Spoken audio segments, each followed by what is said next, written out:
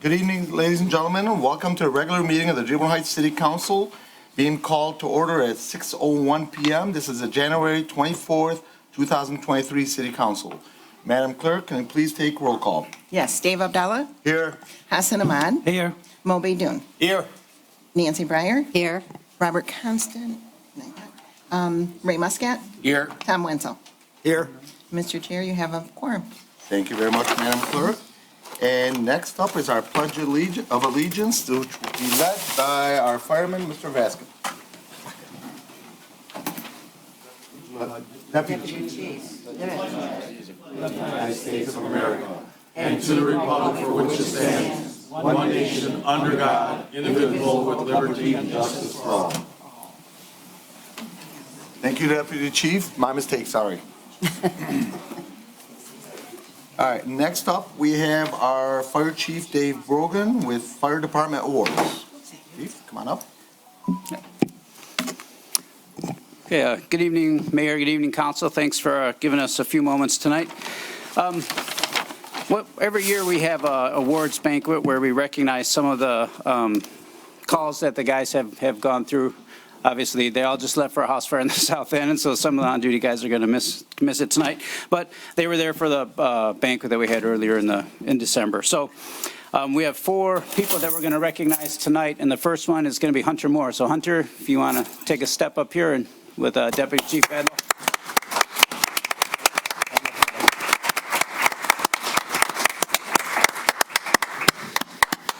So our first award here is called, it's the Lifesaver Award. And what this is about is when you have a CPR, that's when you have a call where someone's not breathing and their heart's not beating. The object is to achieve ROSC. That's what we call it. It's the return of spontaneous circulation. So that's where we've gotten the patients where they're breathing again, their heart's beating on its own.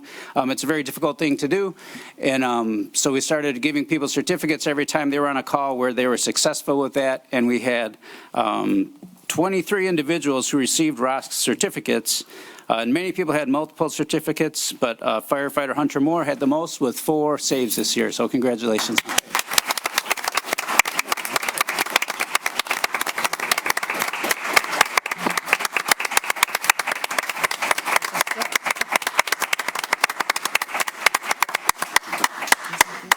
All right, our next one is Firefighter Brian Lopkovich. Come on up, Brian. Yeah, Lopkovich. Brian, this is one of 2 Valor Awards that we're giving out tonight. Valor Awards are actually very unusual. We've, in the course of my career, there have been maybe 5 or 6 total. So we're having 2 tonight, so it's kind of unusual. So on August 23rd of 2020, members of C Unit responded to the 24,000 block of Stanford for a house fire with a 20-year-old man trapped inside. Engine 1 with Captain Nito, Pump Operator Campbell, and Firefighter Lopkovich arrived to find a 2-story home with flames visible through the front door and heavy black smoke throughout. Firefighter Lopkovich entered the front door for an immediate search for the trapped man. He tried to make his way to the bedroom, but he came across heavy fire and was pushed back by the heat. Firefighter Lopkovich exited the home and immediately climbed through the front bedroom window. From there, he quickly found the young man who was moving back into the burning structure. Firefighter Lopkovich grabbed the man and pulled him back to the front window. And once close enough, Captain Nito was able to assist Firefighter Lopkovich in getting the man out of the home and laid him into the front yard. The crew from Rescue 1 just arrived as the rescue was completing. They immediately began care of the seriously injured young man. They quickly moved him to the squad and began treatment on his burns and lacerations and compromised airway. Firefighter Lopkovich joined the crew of Rescue 1 to assist in their efforts. The patient was then transported to the burn unit at Detroit Receiving Hospital, all within minutes of arriving on scene. Firefighter Lopkovich acted with bravery and determination when faced with an imminent rescue that needed to be made before a protective handline could be put in place or any backup could arrive. Without hesitation, he made entry into the home and made sound decisions under duress to complete the rescue of this young man. So for these reasons, Firefighter Lopkovich shall be awarded the Medal of Valor.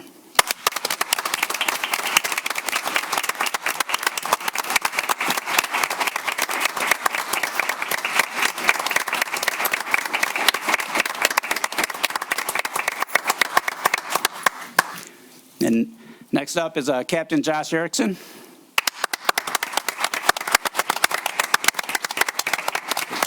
Josh will also be getting a Medal of Valor. On February 17th of 2022, the members of B Unit responded to 26235 Warren for reports of a trailer fire. While they were en route, dispatch advised that there was a handicapped resident trapped inside the fire. The battalion chief and Engine 2 were the first to arrive, and they found the trailer with heavy smoke and fire conditions. BC DeGoo began to size up while Captain Erickson went to the front of the trailer and P.O. Nash began to stretch hose lines. Captain Erickson recognized that there was no time to wait for any backup to arrive or for the hose line to be put in place. There was a diminishing window of opportunity to make a successful rescue, so Captain Erickson immediately entered the home with zero visibility. Using a thermal imaging camera, he located the trapped resident and moved towards her to pull her out of the home. Just as he reached her, the burning ceiling paneling came down on both of them. Captain Erickson was able to push off the burning paneling and pull the resident through the living room and out the burning trailer onto the porch, again within minutes of arriving on scene. Rescue 2 was just arriving as he was completing the rescue, and they rushed to load her into their rescue and provide ALS care while transporting her to the burn unit at Detroit Receiving Hospital. Captain Erickson showed calm and bravery when faced with this perilous rescue. He entered the home without the benefit of a protective hose line and before his backup could be suited up to assist. Minutes and seconds count when faced with such situations, and Captain Erickson acted accordingly, doing his very best to save this woman. For these actions, he will be given the Medal of Valor.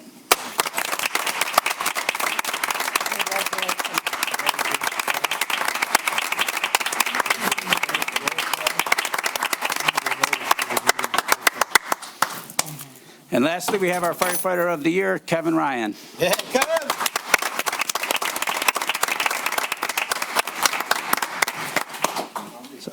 So when I told Kevin he was going to be Firefighter of the Year, he said he really appreciated the award, but he'd rather just be in the background, and so I've dragged him to a council meeting. This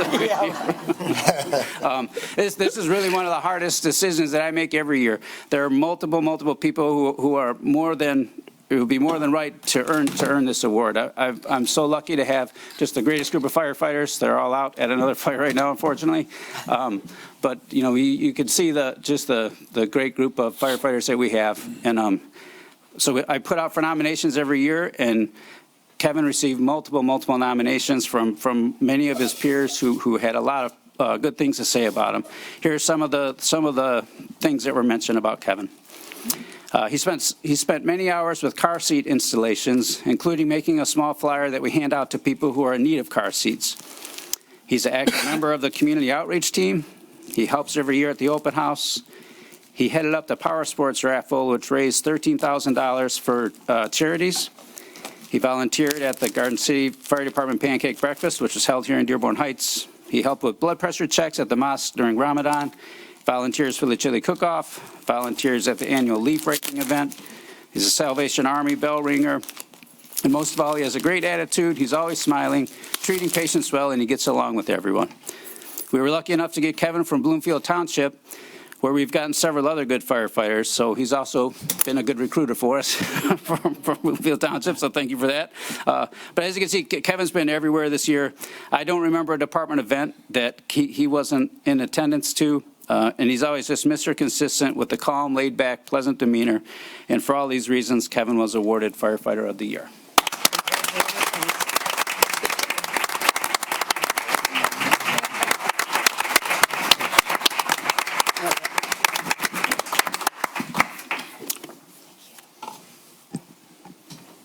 Thank you, Council. Thank you, Mayor.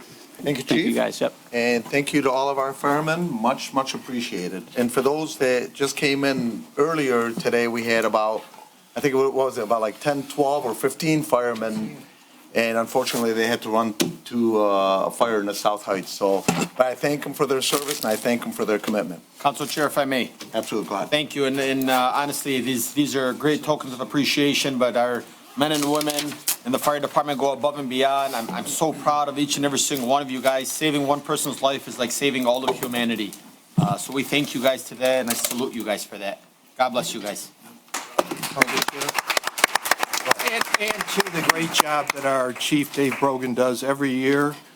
You mentioned that he handpicks the awards, and just know that he's on top of each event, each fire each run in the city of Dearborn Heights. So thank you, Chief. Thank you.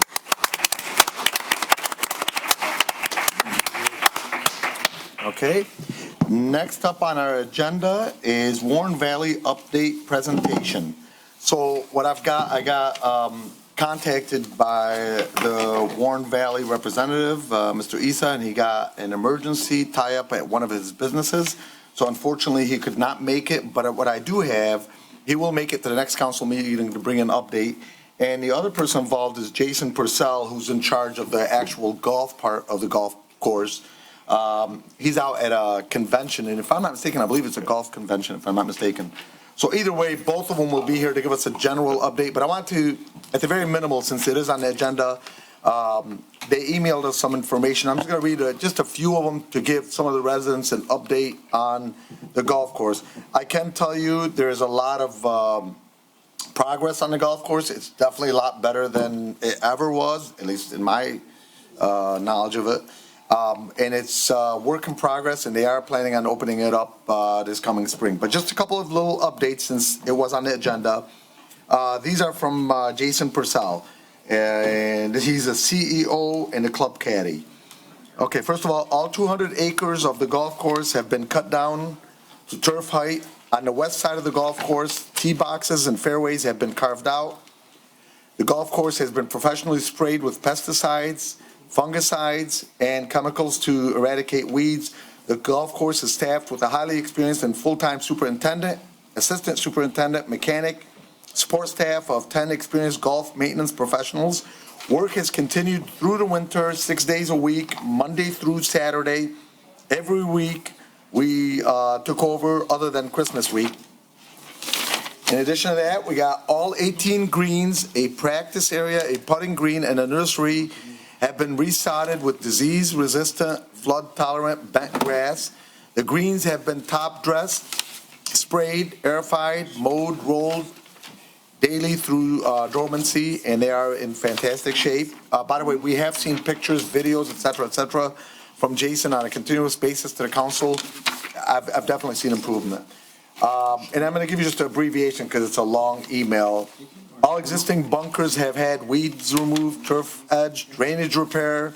The entire golf course drainage system has been mapped, clogged, and systems have been repaired. Additional drainage has been added. Standing water on the golf course is being addressed for the first time in many, many years. 3 bids have been collected to address the river and bridge issues. Work is planned to start when the ground freezes to minimize turf disruption. And last 3 items, all irrigation leaks have been repaired. Greenside irrigation has been fully repaired with all heads replaced. Golf course irrigation pumps have been remanufactured and restored. VFDs have been installed. I'm not sure what that means. Variable frequency drive. Thank you. As you know, I'm not handy, so I wouldn't know what that is, but thank you, Councilman. All greens and tee boxes have been aerated, and 80 brand-new Easy Go golf carts have been purchased by Revive Golf and are presently being stored in the Warren Valley Cart Barn.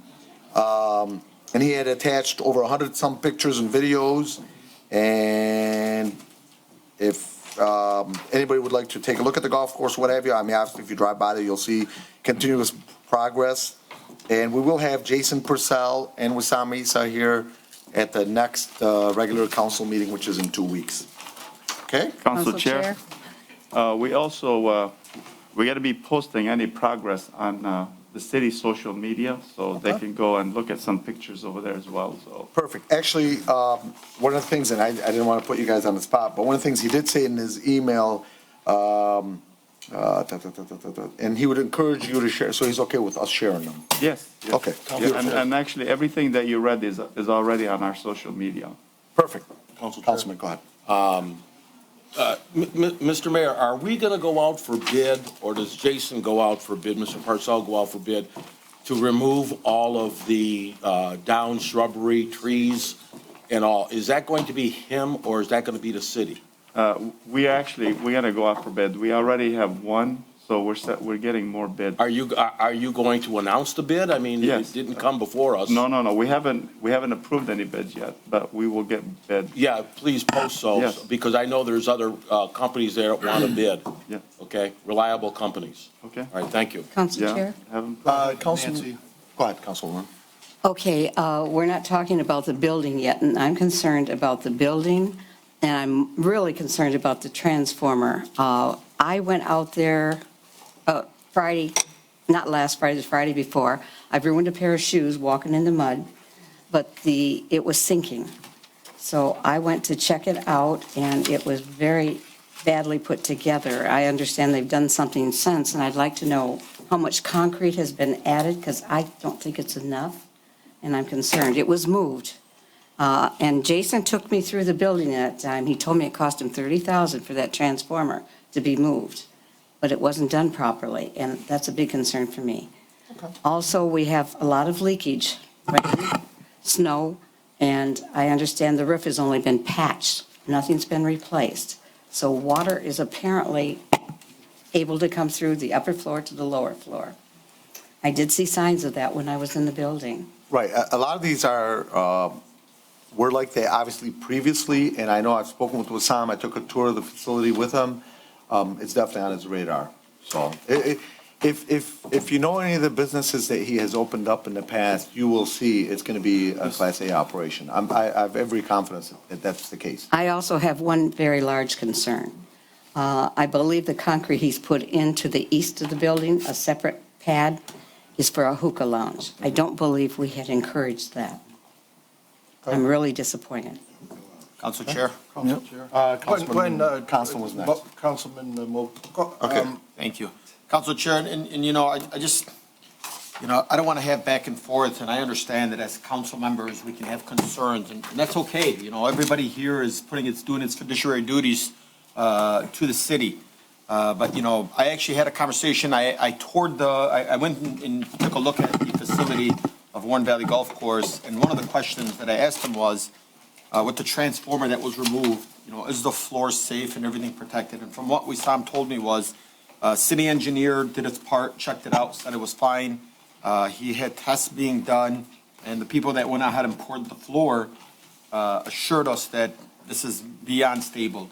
So I think we have to do our due diligence before we instill fear in anybody, and ensuring that, hey, that, you know, if there is something wrong, then we have to look into it and figure it out ourselves before coming out, especially on the record publicly stating that, you know, I don't want anybody to have, you know, the illusion that this building is going to fall apart or it's going to break down or it's going to sink. I hope that's not the case, so I brought it up to his attention. I spoke with Wissam yesterday, and he assured me that it's been tested. I believe Mr. Deeb went out and tested it before they approved of the plans.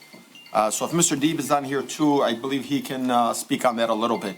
Council Chair, I mean, since this actually came out, you know, I just wish that people actually reach out to my office before they go here publicly, but since it's publicly, okay, so the previous concessionaire, there was a lot of stuff that was going on, they never paid any bills.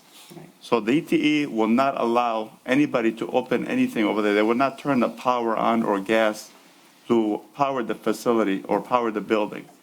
So Mr. Isa actually paid almost $30,000, or will be paying $30,000 just to repair something that he shouldn't have even repaired because the pipes busted. So the leaks, if somebody would have reached out to my office, I would have told them this. But now since you brought it publicly, this is what happened. And DTE will not allow Mr. Isa or anybody to have power or gas power through DTE, because there was a lot of outstanding bills that were never paid. Right. So we even, as a city, we could not get DTE to allow him to open anything up. So he had to go through months before they were even allow him to have gas into that building. And in the meantime, when they had the last freeze, all the pipes busted, and that's where the water came from. So again, he paid $30,000, close to $30,000 in repairs that he didn't need to do. So again, if anybody has a concern, they can bring it to my attention or my office. I would let them know, but since you guys bring stuff up to the council meeting, I'm going to address issues here at the council meetings as they brought forward. And I did speak with Mr. Isa in regards to that, and he did tell me he's slowed down quite a bit by not having the electricity turned on there, so I Or did talk gas about that. to heat the building. Right, and to do some of the work. Yeah. Council Chair. Okay. Briefly, Council Chair, thank you. Three things. Everyone recognized that the current concessionaire, we still own the property, went through a rigorous screening, and he's the entity, I apologize, that is there operating parts of the golf course, not responsible for the building and so forth. We want to see that asset that the city of Dearborn Heights owns, that our taxpayers will benefit from the golf course doing well. We have a lot of business, be available. People not only here, but in the area know that it's available for venue, for weddings. It's all, available via the internet. And that we want the golf course that we own to succeed and do well. So it's easy to hear rumors.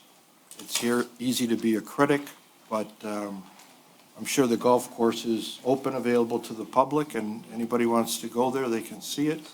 So we want to make sure that Warren Valley opens and succeeds. So thank you, Council Chair. Thank you, Councilman. Okay, next up on that. Council Chair? Yes, Councilman, go ahead. I have three issues I want to bring up. The 80 golf carts, who's paying for these 80 golf carts? Who bought them? Jason did. With what money? I will read you the statement specifically word for word from Jason's email. Oops, wrong one. I've already put it down. 80 brand-new E-Z-Go golf carts have been purchased by Revive Golf and are presently being stored in the Warren Valley Cart Barn. Okay, whose money is he using? His own personal money or money that was awarded from the city for these golf carts? So if anything, it'd be, the mayor might be able to answer, or we could wait until 2 weeks from now when he's on the council meeting. The owner of the golf course are leased. Would you like to answer, Mr. Mayor? Well, Owner of the golf I think he's course. asking, you're asking, correct? I'm asking a question, yes. Okay, well, I wasn't sure if you were asking me or the council chair, but through the chair, the Revive actually purchased them or leased them. With their own money, not any of the money that they Not were our money. awarded? Revive purchased them, I said. Okay, but not with any money that was awarded Revive from the city? purchased- Revive is the ones that leased them to their Without, stuff. We have nothing. their own money, not money that was awarded to the We- city? No. So no city money was used whatsoever to purchase these golf carts? Okay. That's, goes on record right there. I Okay, answered you, council. yeah. So a record is that no city money was used in the purchase of these golf carts whatsoever. The transformer moving, was that something that was okayed through the building department? And was that money, $30,000, where'd that $30,000 come from? He mentioned earlier that Mr. Isa paid for it. The mayor did. Okay, did he? Yes. Okay. And something as serious as the water pipe breaking. Bill brought up the fact that, if we have a question come to him, this is something, that's a very serious issue. And I don't know why, as a city councilman, I wasn't aware that they had water pipes bursting until someone brings it up, and then it's brought up by the mayor at a city council meeting, where he could have got a hold of us in private and let us know the condition of the building. There again, we're learning this stuff at a meeting, and the constituents are asking us questions, and we don't know the answers because we're kept in the dark and there's no transparency. Thank you. Okay. Any other council members? Okay. Council Chair. Just again, the city owns it. The councilman is, his information is available to him anytime. I Okay. apologize, Your Honor. Thank you. Mr. Chair. Next up on the agenda is agenda approval. Council Chair, Councilman Bedun. I move that the Dearborn Heights City Council approve the amended agenda for the regular meeting of January 24th, 2023 as submitted with 8B Mayor Bazey Planning Commission appointment. In addition, 9I Clerk Sinia special outside legal counsel request. Support. No, that's just a suggestion. Okay, so motion made by Councilman Bedun and supported by Councilman Constant. Is there any discussion on the agenda? Councilman Muscat. Mine says the removal of. No, that's just a suggested. Oh, okay, all right, I'm sorry. Okay. Any discussions on the agenda? Council Chair, so we're going to keep 8B on? Correct. Okay, so just want to make sure. Okay. Council Chair, we did make 2 corrections to the agenda with the clerk on the person we're recommending, the name, and before you vote, if it's going to be voted on it now. I'm sorry, I can't hear him. Microphone's not on. In terms of the person for the attorney, there was a mistake in the name on the agenda, and he's part-time, so I don't know if we make the corrections now. The one I before we received vote. is Mr. Saad. Is that the one you're referencing? Yes, it is. I received it via email. Yeah. Is your question, is it a part of the agenda or? No, it is part of the agenda, but it's actually, instead of, when you make the vote, we want to make sure it's Sod Law, PLLC, and it's a position that's part-time, which does not reflect currently in the language of the motion. Okay.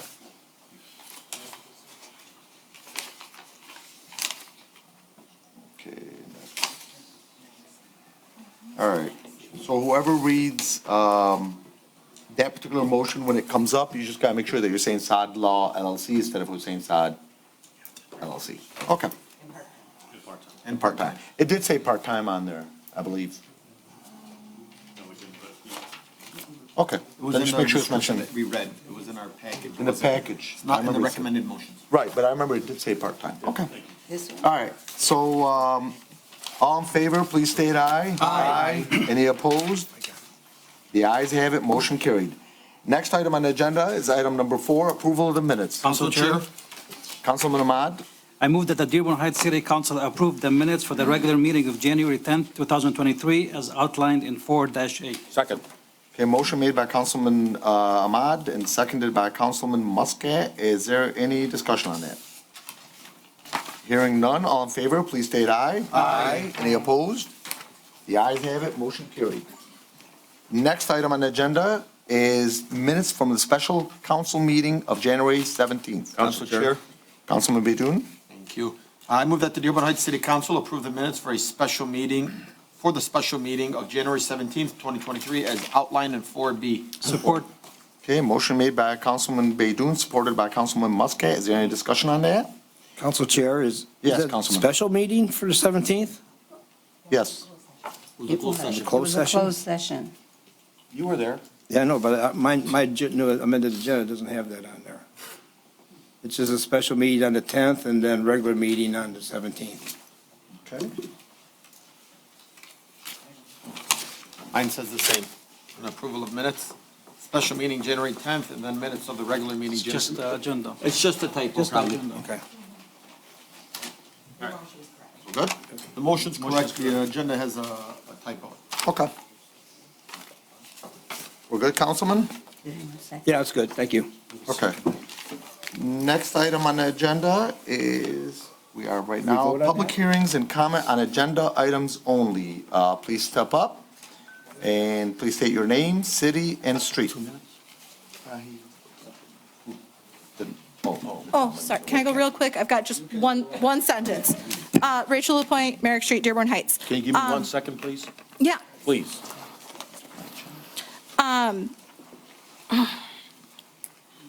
You tell me when you're ready, Ray. I Mr. Muscat. am ready now. Thank you. Is there a total dollar amount for how much has been spent on the golf course? That was one of the things I was hoping for in that update. If that's not available tonight, I'd love if that could be a part of it when Isa and them come back, since they weren't here for that. And then the item, the planning commission one, it said on the backup that there was going to be an updated backup made available for that. That was never made available to the public. I don't know if you guys received an updated backup on that item, but it never came through for the public. So mainly just letting you guys know that.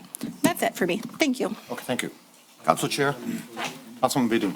I'm sorry, before we move forward, and I'm sorry, Mr. Zuhair, I'm just going to interrupt real quick. I know at the last city council meeting, there was some public comments that were made, and some individuals, I've actually received several phone calls about, some people being called and making accusations about. So please, whenever we give these public comments, we ask you to refrain from making any allegations against any individual in the city or of anybody personally. So I'm just going to make that statement because I spoke with some individuals and I told them that, I'm sorry, I personally didn't hear it. But if it is being said, please let's all refrain from doing anything like that. Thank you, Council Chair. Is this general statement or it is This is just a general statement to not everybody. toward me personally? No. Okay. No. Just to make sure. Zohair Abdulhaq, Rosemary. Dearborn Heights. Dearborn Heights, I just want the public to know I did FOIA every invoice for the golf course and the banquet. And I'm going to make them public as soon as the city release them to us. Because I believe the taxpayers have flipped $2.5 million to fix a golf course which Mr. Isa committed in his bid to fix it on his own money. And I'm not going to go back and forth about that. But I believe the golf carts are paid for by the residents of the city. The transformer is paid for by the money from the residents of the city. And I will make a promise, if I am wrong, I will never come to the city council again. But I am tired of lies and lies and lies. And my heart is pumping, and I'm afraid that my heart is going to break while I'm standing here. Enough lies to the public. Be truthful. Just be truthful and tell the public what you're spending, how you're spending it, and to who you are giving it to be spent.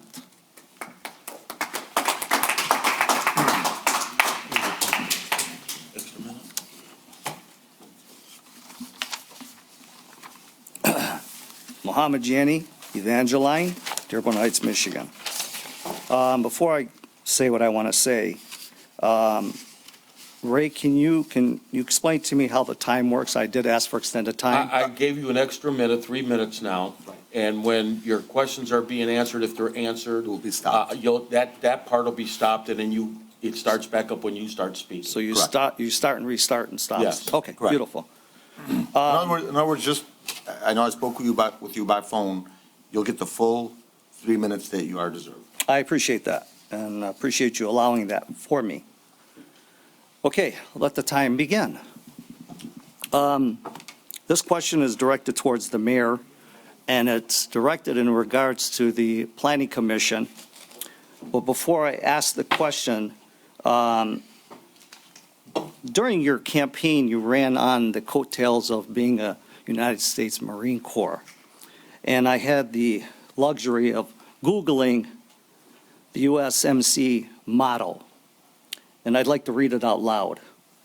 Never lie, never cheat or steal.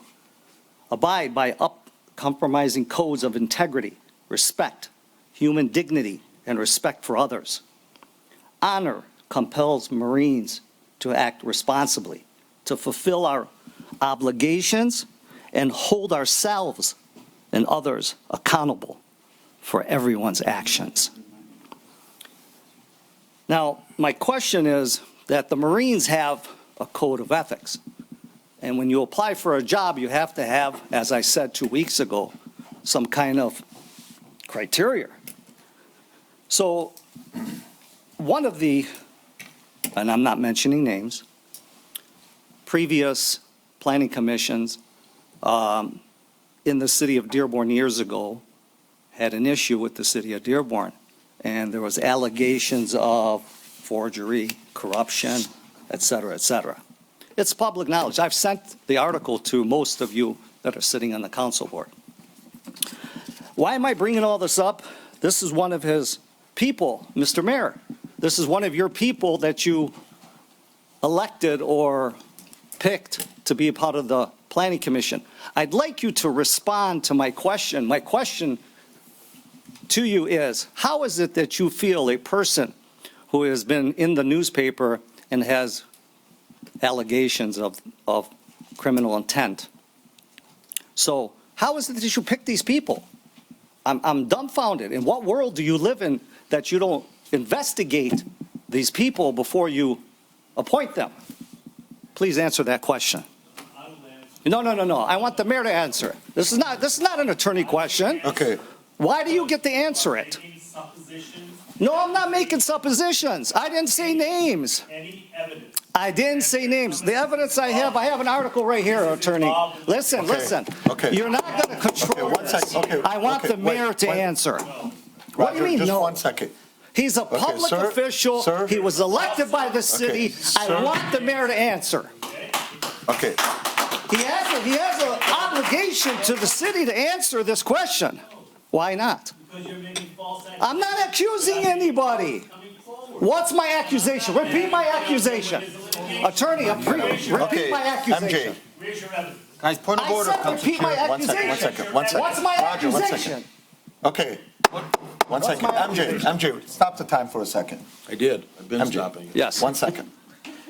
As our attorney, obviously, he has a right to advise us. Okay? I didn't accuse nobody of nothing. I understand. At this particular point, as an attorney, he's advising the mayor, or he's speaking on behalf of the mayor, or he's speaking on behalf of the city. If the mayor chooses to answer, that's on him. Absolutely. But if the attorney that represents us recommends that we not answer, obviously that's why we have him as our attorney, so he can give us legal advice, that's within their rights. So I don't know if you could force him to answer. It's up to him. So allow the attorney to answer with what he wants to answer. Here it And then is. from there, it's at the mayor's discretion if you'd like to answer that. Okay, So go ahead, please, Mr. Attorney. Please, MJ, please don't interrupt the attorney and allow him to say his words. Okay, Your go time's not going while he's talking. Go ahead. Go ahead, Roger. Respect for you what you're saying. This is an ongoing litigation. You've made accusations against the planning commission, and you've made suppositions without evidence to support what you're saying. You may not consider it so. I'm trying to be as respectful to you as I can. I'm advising the mayor not to answer anything about this litigation, pending litigation and current litigation. I didn't ask him to answer. I said, how do you pick your people? Where's their litigation? Well, because you're implying about one particular person. No, I didn't say his name.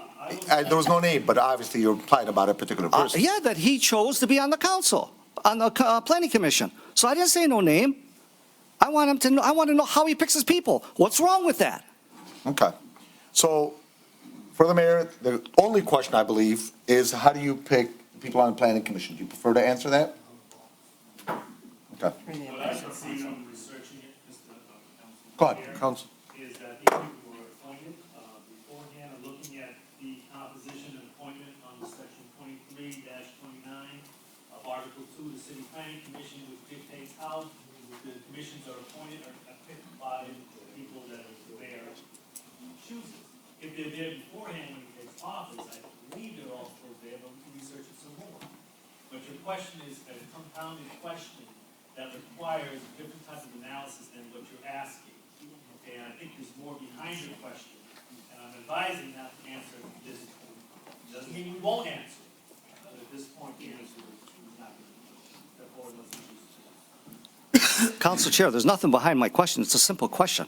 The people in the city deserve the right to know what criteria he uses to pick his planning commission people or any person. And I appreciate that, but just like it's within your rights to ask the question, it's within his rights to answer or not answer. Well, okay, well, it's on the record. Silence is complacentness, and it speaks volumes, because this is ridiculous. I'm a concerned citizen. I have a right to know how he chooses the people that are going to conduct themselves and represent the city and our people. I'll be back at the end of this. Okay. I'm not done yet.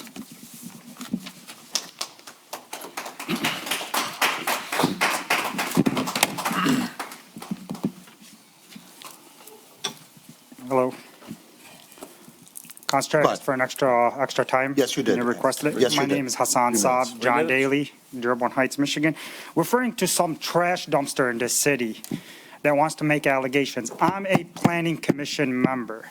if you have any allegations against any wrongdoing that we are corrupt or that we are crooked or we are fraud, why don't you call the feds? Why don't you call the police department? You want to call somebody a criminal and you have your case. Has anything with this case ever gone anywhere before you say criminal? And just for the record, If I can interrupt you for a sec, please. and again, I'm not pointing to fingers. No, I understand, but Mr. It's Saab. protected speech, I what I'm think saying. I totally agree, Hear me out. but I think for full transparency, I think you should say that you're on the planning commission. so I that- did, I just did, Okay, 30 seconds perfect. ago, Go I ahead. did. Just for the record, the two individuals, the trash dumpster I'm talking about and the male nurse that claims he's a doctor are gonna get served with a lawsuit tomorrow morning. And I'm hoping that they don't dodge this lawsuit, I'm gonna serve them with their house. Because to come accuse a whole body of corruption and they're being crooks and we're taking bribes, why wasn't the police involved? Why weren't the feds involved? You make allegations, you go pull a petition to run for city council, but yeah, you want to talk about people's history and record, but you don't want to talk about yourself. Can you state, since you claim you're such a concerned citizen, about your background with what you used to do and what you did? All this has to do was because a car wash got approved that they bid against that they did not win. This is what this is all about. And you guys are missing the whole fact here. The other party that claims bid on this exact property, lost it, and I'm going to name the person. And they've been dogging over this car wash because they didn't win the bid. You guys are a bunch of sore losers. End of story. You guys didn't get it. The car wash is getting built whether you like it or not. You have anything? Sue the city. Don't sit there and accuse people of criminal wrongdoing or anything when you don't got facts. Because if you want to open up a book on yourself, I got over 500 documents from Pacers on you. Please. Okay. You want to start? Bring facts. Okay, If Mr. there's Saab, any let's wrong- not take it personal, please. No, I'm directing, we were called crooks, and we were called corrupt. And to sit here and accuse somebody on the record of that, you bring facts. And as for the whole city council, you guys sat there mute, did not say a word. If you believe they had evidence, you should have had them bring it up. I'm talking about the whole body. These are fine people that sit on this body. You make decision, we have a, don't interrupt me, it's my time. Nothing Sit from the down and be audience, quiet. please. You sit here, when we are on a planning commission, we have there's somebody that consults us and an attorney that advises us. That's how decisions are made. They're not made based on emotions and feelings. These are facts, and these facts are entered. And these guys want to go tarnish every single person on the body's name because of their own personal gain, because it's all political. Shall I be paying for your lawsuit? I wish you Okay. would. No, don't worry. Guys, one meeting, okay. And are you mad over it? MJ, please, Hassan. Charge me. Hassan. Shut your mouth, I'm not talking. Point of order. Okay, thank you. Next up, city, street, name, please. Ahmad Fawaz, Harriet Street, Dearborn Heights. So I'm not even going to address the car wash thing because there's too many sides to this, but you guys should be lucky you got someone like Shadi that wants to spend money in this city. Car wash, on the other hand, I don't know about the location. As far as why I'm coming up here, I wasn't really going to speak today. I only came in here to see what was going on. One thing is I do want to say thank you, Mr. Mayor, because you are doing a great job. But I'm shocked at what I heard. Every one of you has seen the contract for Warren Valley. Every one of you has read it. Nowhere in the contract does it say that a hookah lounge is going to be open there. But you just made an accusation, and I'm sure I know where you got it from, okay? He's made the same accusation, too. You have somebody in here that's in here concerned about the citizens' money today about Warren Valley because him and his cronies didn't win the bid. But yesterday was cheering on a piece of property that was given away for free, okay? That's owned by the citizens' money, all right? And yet you guys are all going to sit here and still give them time. I'm shocked. I can't believe you even mentioned a hookah lounge. The racist innuendos in that comment, if it was a cigar lounge, you wouldn't have said a word. But because the word hookah represents Arab Americans, now you're upset about it. He was upset about it last time. You guys want it to be ethnically neutral. This is an absolute disgrace, and I'm shocked that any one of you is sitting here allowing this to be said. all right? You need to, come to the realization of who your constituents are. There are Arab Americans in this city. And the fact that it's not in the contract at this point, Mr. Mayor, I hope to God you renegotiate and allow them to put a hookah lounge in that golf course. As a matter of fact, have every one of those 80 carts set up to where you can have a hookah while you drive. Insane that you've become this racist, and you just keep cashing the checks. Council Chair, the process is required to be transparent. Okay. Come on up. Council Chair, I just want to make one quick statement. The fact is that Okay. on the print, from the building department, the blueprints state that an addition on the east side of the banquet center in big bold letters says hookah lounge. It's on the drawing. Not on a drawing, it's not in the contract. Okay, guys. Okay, next up, go ahead. Okay, guys. Guys.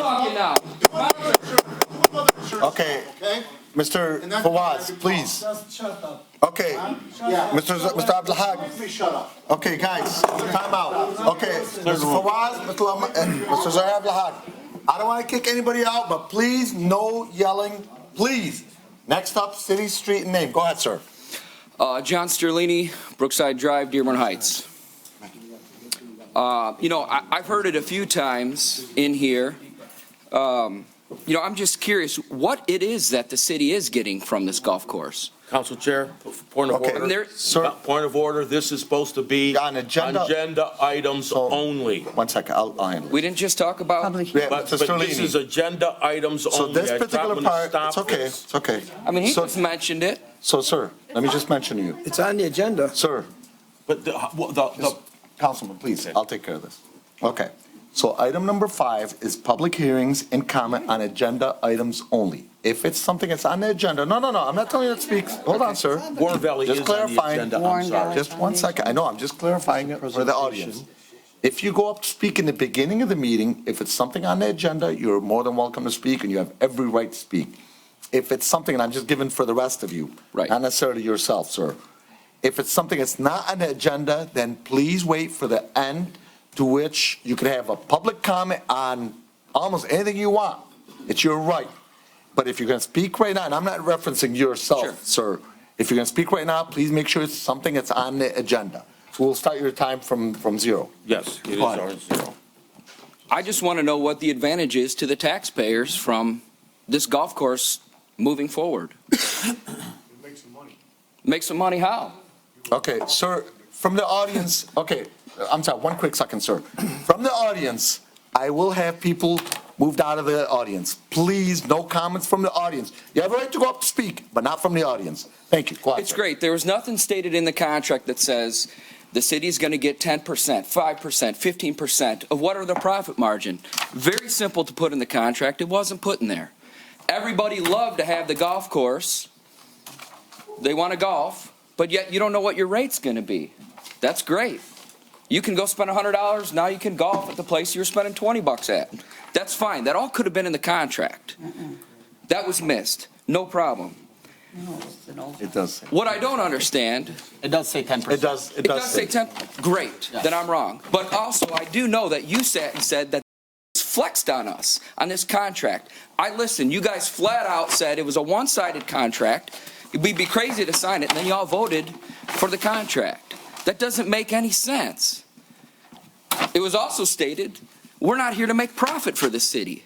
Then why don't we have high schoolers running the city? I mean, that makes complete sense of what I'm saying. There should be profit in there. I mean, it's foolish. That's why people are very speculative of what's going on. And that's why people are chasing it, because you flat out said it's a one-sided contract.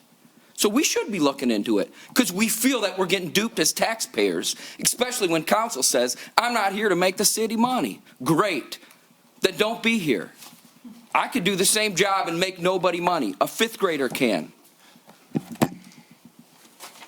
Okay, so just 2 items. Number 1, yes, there is profit to the city. Number 2, you're saying somebody said we're not here to make a profit for the city. You're saying somebody.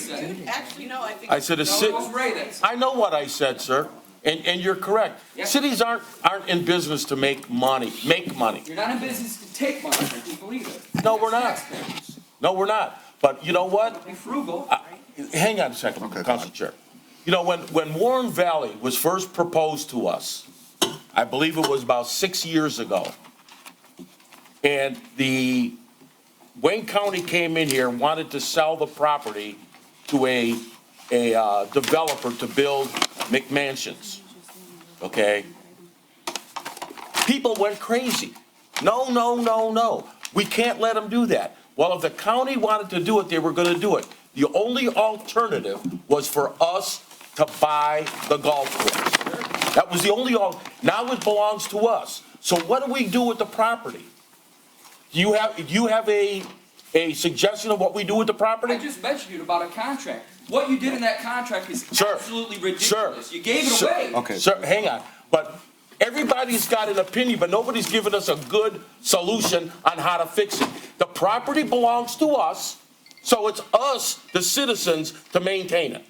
Simple as that. That's the way it goes. No different if we got to maintain the fire department or the police department or the recreation department. It's up to us to put the money into it. You either want it or you don't. Right. And you had that 6 years, and then all of a sudden you got jammed into a window that said we got to make a decision no matter what. Because we were put yourself in. We were under contract with the county. All right, now we're gonna go to the next. Go ahead, sir.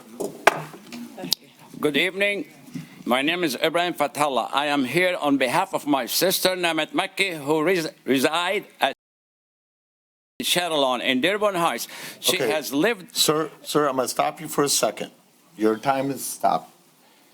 The last time you were here, you made accusations about a particular neighbor with an address and next door, obviously, to the young lady here. This is not allowed, unfortunately. And if you remember, I connected you with our chief of staff, Mariana, and I know you started conversating with her. So you're going to be allowed to speak, absolutely. But please do me a favor, only A on agenda items.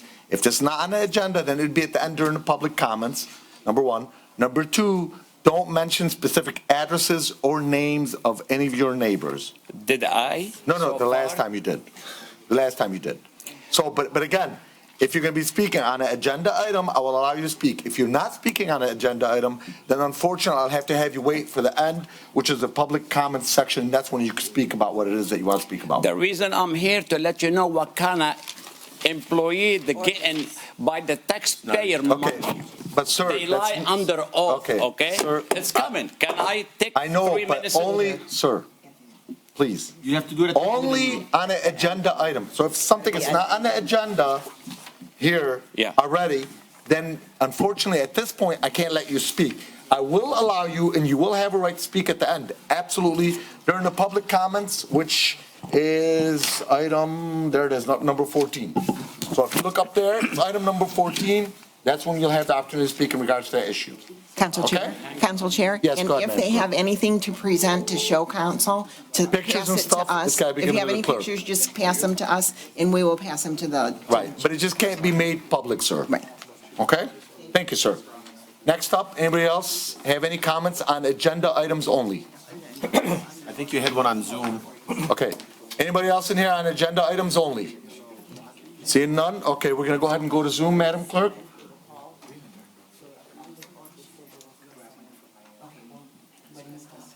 Okay, Madam Clerk, anybody on Zoom on agenda items? I don't see any hands up. I don't see raised hands personally either. Okay, so that finishes our public hearings and comments on agenda items. Next up is fund transfers and current claims. Council Chair. Councilman Baidoon. I move that the Dearborn Heights City Council approve the current claims 6-1 through 6-35 as submitted. Support. Motion made by Councilman Baidoon, supported by Councilman Constant. Is there any discussion on that? Council Chair. Councilman Muscat, go ahead. I had one on 6-21. I had sent emails to Director Conrad and to Engineer Deeb. This is going to be a repetitious thing for me. Wade Trim continues not to put where they do the work. They just submit a number and doesn't show where they do the work. I've said this, I can't say, if I've said it once, I've said it 25 times. And it continuously this, And we all agreed that they have to show where they do the work, okay? And they don't. And all of our other contracts show where they do the work, where they cut grass or whatever. They give us a property, Pipe Tech shows us where they clean the sewers. Now, I was going to have everybody remove 6-21. But I spoke with Mr. Conrad and Mr. Deeb, and they assured me that they went out and looked at it and everything was good. But next time, and I mean the very next time, this bill, as far as I'm concerned, I won't allow to be paid. You gotta show me where you do the work. You can't just give me, project number LT 6503612. I don't know what the hell that is. I don't. And none of us know what it is, okay? It sure would be nice to know where the work is being done. Wade Trim has done this, and they charge an ungodly sum of money for engineer 1, 2, 3, inspector 1, 2, 3, CAD 1, 2, 3. I went down, had a gal riding a bike, look at Charlesworth Street. She noticed how bad the street was. Where was their inspector? Okay? And I'm paying that kind of money?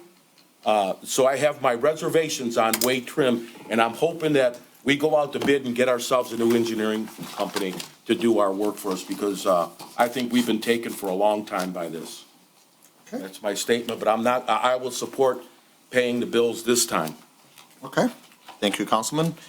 Any other comments on fund transfers? Council Chair? Yes, Council. Just on fund transfers too, I came across that too, and when I was reading it, I said to myself, I don't know what this is. It was just a number. There was nothing broken down as to what was happening. So I'm gonna stand with Councilman Muscat on this. If we can't get a breakdown of what work's being done, I'm not gonna approve it either. I'm gonna stand with the councilman on this one. Thank you, sir. Okay. Council Chair, I do stand with them too as well, Councilor Ray Muscat and Councilman Baidoon, because I do think we need the transparency from the city from now on, and we need more explanation for everything's done. Thank you, Council Chair. Okay, thank you, Councilman. All right, motion made by Councilman Baidoon, seconded by Councilman Ahmad. Any other further discussion? I think it's constant. It was Constant the second. Sorry? Bob. Councilman. Oh, Bob Constant, okay, Councilman Constant, seconded by Councilman Constant. All in favor, please state aye. Aye. Any opposed? The ayes have it, motion carried.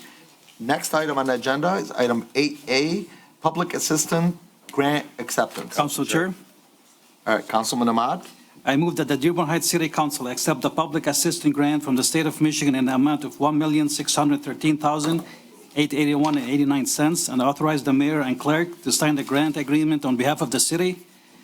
These funds will be tracked in the GL Public Assistant COVID 101-000-635-002 as outlined in 8-A. Support. Okay, motion made by Councilman Ahmad and supported by Councilman Constant. Is there any discussion on that? Okay, hearing none, all in favor, please state aye. Aye. Any opposed? The ayes have it, motion carried. Next item on the agenda is item 8B, Planning Commission Appointments. Council Chair, Councilman Constant? I move that the Dearborn Heights City Council approve the following appointment of Hussein Saad as. I don't have names. Oh, We're gonna say Saad, we're not gonna steal. We're on that one, we're on that one. Yes. He's on 8. Are you doing 8? Council Mayor, reappointment of the following individuals to the Planning Commission. No, this is to sign a funds count. You had the funds 8B, count. we're on 8B. We're at 8B? 8B. 8B, this is it. Yeah, here you go. Okay, go on. Okay, thank you, gentlemen and ladies. The Planning Commission, Mr. Ken Fajuda, Jim Joma, Mr. Ali Berry, Dr. Ali Mackey, Ms. Jill Milzinski, Mr. Hassan Saad. No. Saab. It's a B. Answer, go ahead. And I just want to make sure you get the law firm correct. The guy who just spoke. All right, thank you, Ray. Mr. Safa El Sadan and Ms. Lisa Ferens Olchansky, all terms to expire January 26th, is outlined in 8B. Okay. For discussion, Council Chair, I'd like to second this. Okay, so motion made by Councilman Constant, seconded by Councilman Baydoun. Any discussions on that? Council Chair, Councilman Ahmad? I do still stand in my position, Council Chair. I do ask respectfully from the administration for any board vacancy to be posted on the city website, to be posted on social media, for application to be filled, and for any individuals to be appointed to stand in front of us here in the day of appointment. And that's all I have. From now on, I'm talking just about myself, not the whole council body. For me to approve anybody from now forward, I need those stuff to be done before I can approve anybody. Council Chair. Thank you, Council Chair. Okay, Councilman Muscat? I have nothing against any one of these people at all. And, but I'm not going to approve anything on a planning commission until this body has the final authority on special land use, because I have gone through records going back to 2006. I have not seen a motion that was voted on that took that away from city council at all. And so I'm going to stand firm against this until I have something here on the agenda be voted on, and then we'll see how that goes. And after that, I'll be open to look at voting for and approving planning commission. Council Chair. Thank you, sir.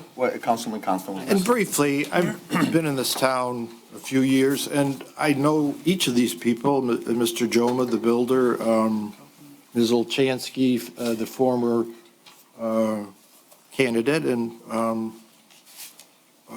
they're familiar names to us all. That's, so the council is familiar. Okay. Council Chair, every single one person on here is, from the ones that I know, are an amazing individuals. Nothing against anybody. I know I stated that last time. And I think, like myself and you, Council Chair, the only thing requested from the administration is that, you know, I asked my buddies in Dearborn, how do you guys, when you apply for a planning commission, a zoning board, any type of commission, it can be the CCRC, whatever the position is in any city, what's happened is a form is filled out. The council is informed with who these individuals are. If at the least, that we know that they live in Dearborn Heights. And this is not just about this isn't a planning commission issue.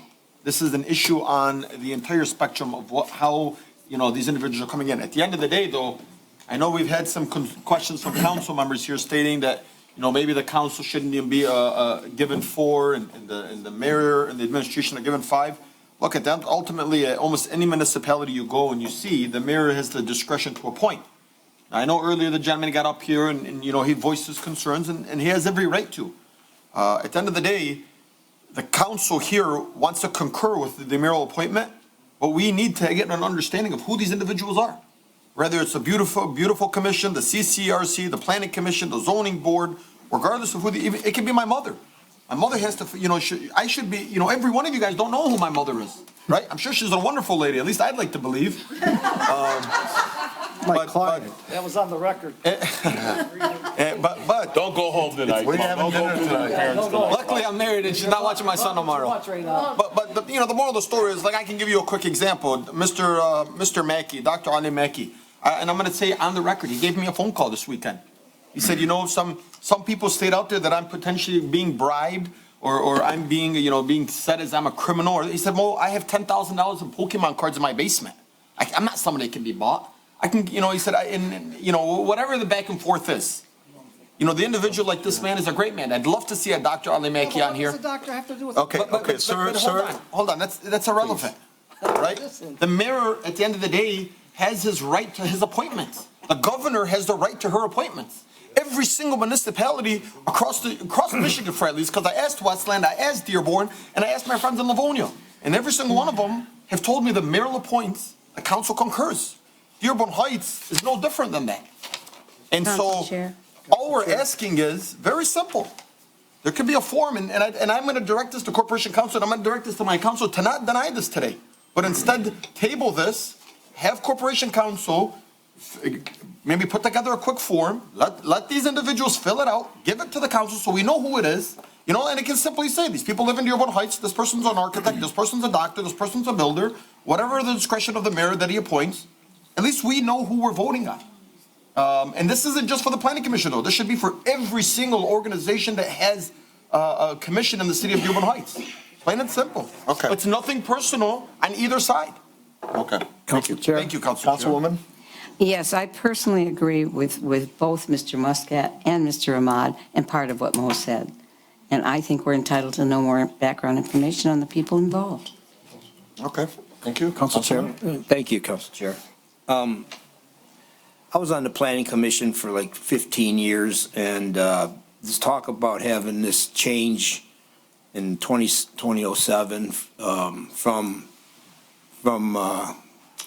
council members approving issues, giving the full authority to Planning Commission members to approve or deny. That never happened in my term. Like I stated before, every motion made while I was a planning commissioner, every motion made was Planning Commission recommends, or Planning Commission recommends denial, or Planning Commission recommends approval of an item to City Council, and City Council had the final word on it. And this was long after 2007, when this was supposed to have changed over to just the Planning Commission having authority. When I was appointed, I was put on the agenda. I had to come to City Council and give a presentation to myself, give background. And so did the other members.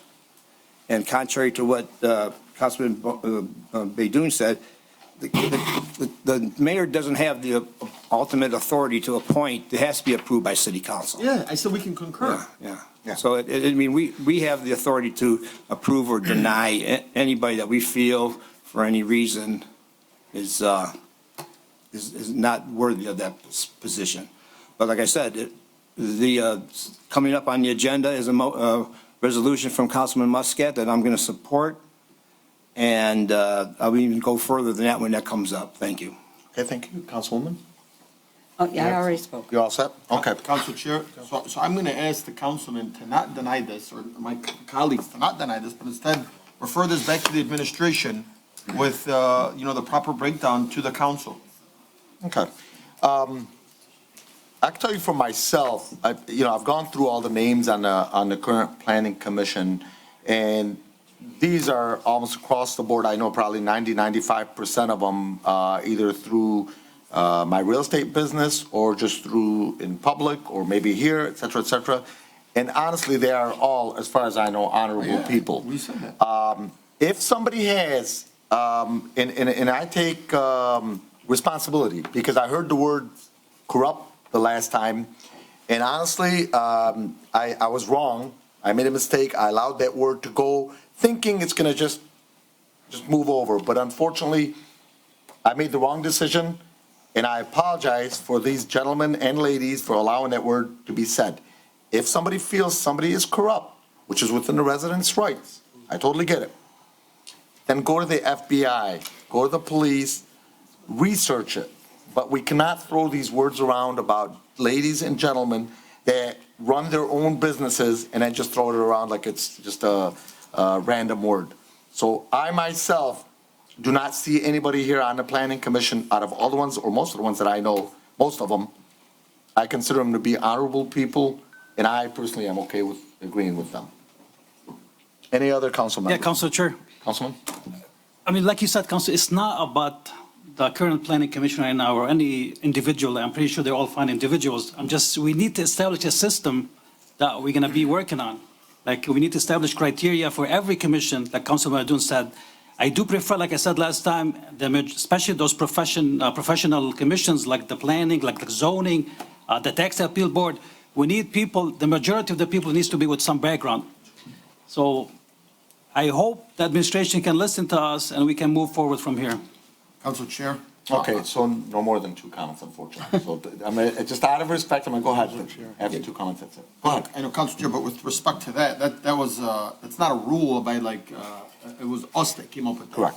But this is obviously a very important conversation because you and every single person on here received several phone calls on this. Correct. So I'm going to ask, through the Council Chair, to direct our Corporation Council that maybe, or if you can kind of give me some insight on this, can you maybe draft something for us that, like other municipalities do, use a template of what it is, so that we can get a better understanding of of any commission that comes before us. Because again, I don't want anybody to think that right now we're saying no to these individuals, because that's not what's happening. Like the council chair said, these are great individuals. We're not stating that. What we're stating is there needs to be more visibility to this council. So I think basically, in summary, the issue is the process, not necessarily the individuals. Correct. So, It's never this been is not about about these individuals. particular names, it's about the process. Now, I know in the past, many a times I've asked, as a councilman, whenever I get somebody in front of me, if I know them, great, or I know of them and I know their background, great.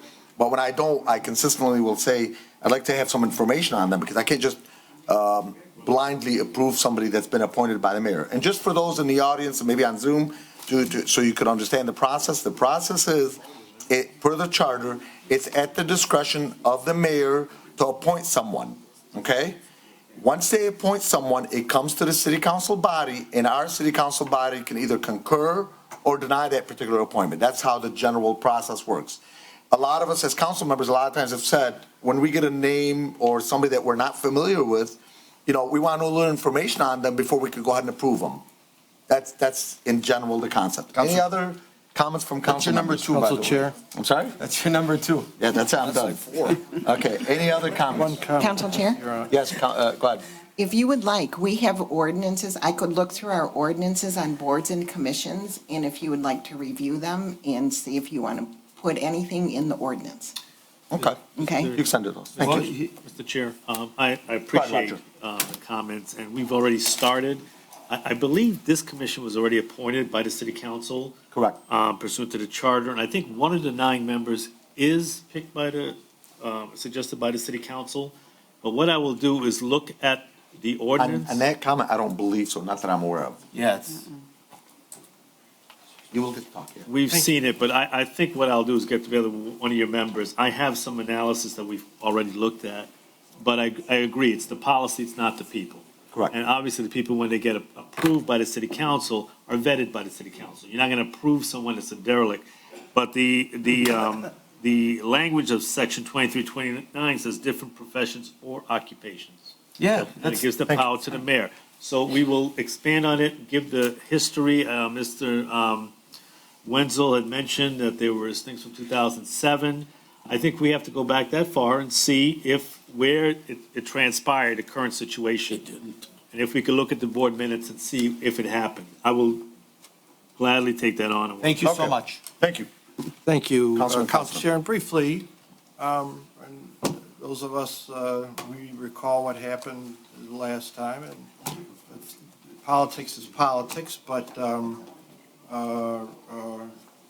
the names, as Dave Abdullah and Moby Dune indicated, and we know, I'm familiar with all the people, and the process has been transparent, so we have to bring the appointments to a vote.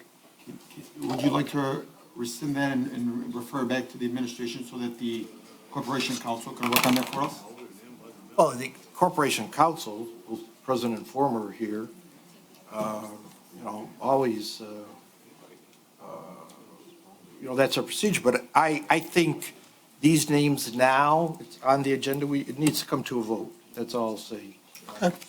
So, motion made by Councilman Constant, supported by Councilman Baydun. Any other discussions on that for those that have not had the opportunity to speak?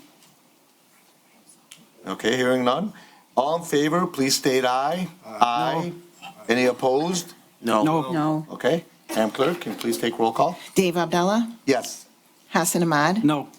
Mo Baidoon? No. Nancy Breyer? No. Robert Constant? Yes. Ray Muscat? No. And Tom Wenzel? No.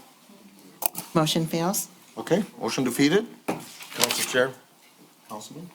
can I make a motion to refer this back to the administration per Mo Baidoon? Let me refer this back to Mo Baidoon so he can make the. Thank you. Okay, just hold off for a second. Let me just make sure this is within the protocols. So, Madam Clerk, what their councilman is asking, one of the other council members, to refer this back to administration, which I know is within our rights, but would this be the appropriate time and place to be able to do it? Yeah. So it'd be just an Yeah, 'cause you're additional still on that motion. topic. It's automatic. Okay. Yeah, it's just a separate motion. So, Okay, so that's Council what I'm Chair, I'd like to refer Thank this you. back to the administration with what, I believe I asked Corporation Counsel to kind of vet this a little bit, get it back, and then put it back onto the agenda, please. Support. Okay, so motion made by Councilman Baydoun, supported by Councilman Constant to bring back 8B back to administration to bring us a little bit more backup on this. Any discussion on that? Council Chair? Councilman Baydoun? And I know in our packet, this also said that, the backup on this was going to be given to us. So that's another reason for why I'm asking this to be referred back to the administration. Again, I don't have an issue with any of the individuals. I think this is a process which the mayor has, the autonomy to be able to appoint whom he likes. I think it's just important that we've asked for this, Council Chair, you've asked for this several times. And I think moving forward, this needs to be implemented on almost every single commission for anybody that's being appointed. If you're going to ask us to concur with it, we need to know what's going on in here as well. I can tell you right now, just from 9 of these names, I love each and every single one of them, and they 100% have my support. However, I still want it to be fair across the board for all 7 board members. Okay, thank you. So a motion made by Councilman Baydoun, seconded by Councilman Constant. All in favor, please state aye. Aye. Any opposed? The ayes have it, motion carried. Next item on the agenda is item 9A, reports from city officials. Council Chair. No, never mind. First up is item 9A, Chief of Staff Hernandez proposal for funding scout services. Council Chair. Councilman Constant? I move that the Dearborn Heights City Council Dearborn Heights City Council authorizes the mayor and clerk to sign the agreement for Fund Scout services between the city and Wade Trim as outlined in 9A. Second. Okay, motion made by Councilman Constant and seconded by Councilman Baydoun. Is there any discussion on that? Council Chair. Councilman, go ahead. I believe we took, I don't know if we went out to bid for this and we supported it. But I'm going to have to change my support for Wade Trim. So, but that's my decision. Okay. Okay, any other comments from council members? All right, hearing none, all in favor, please state aye. Aye.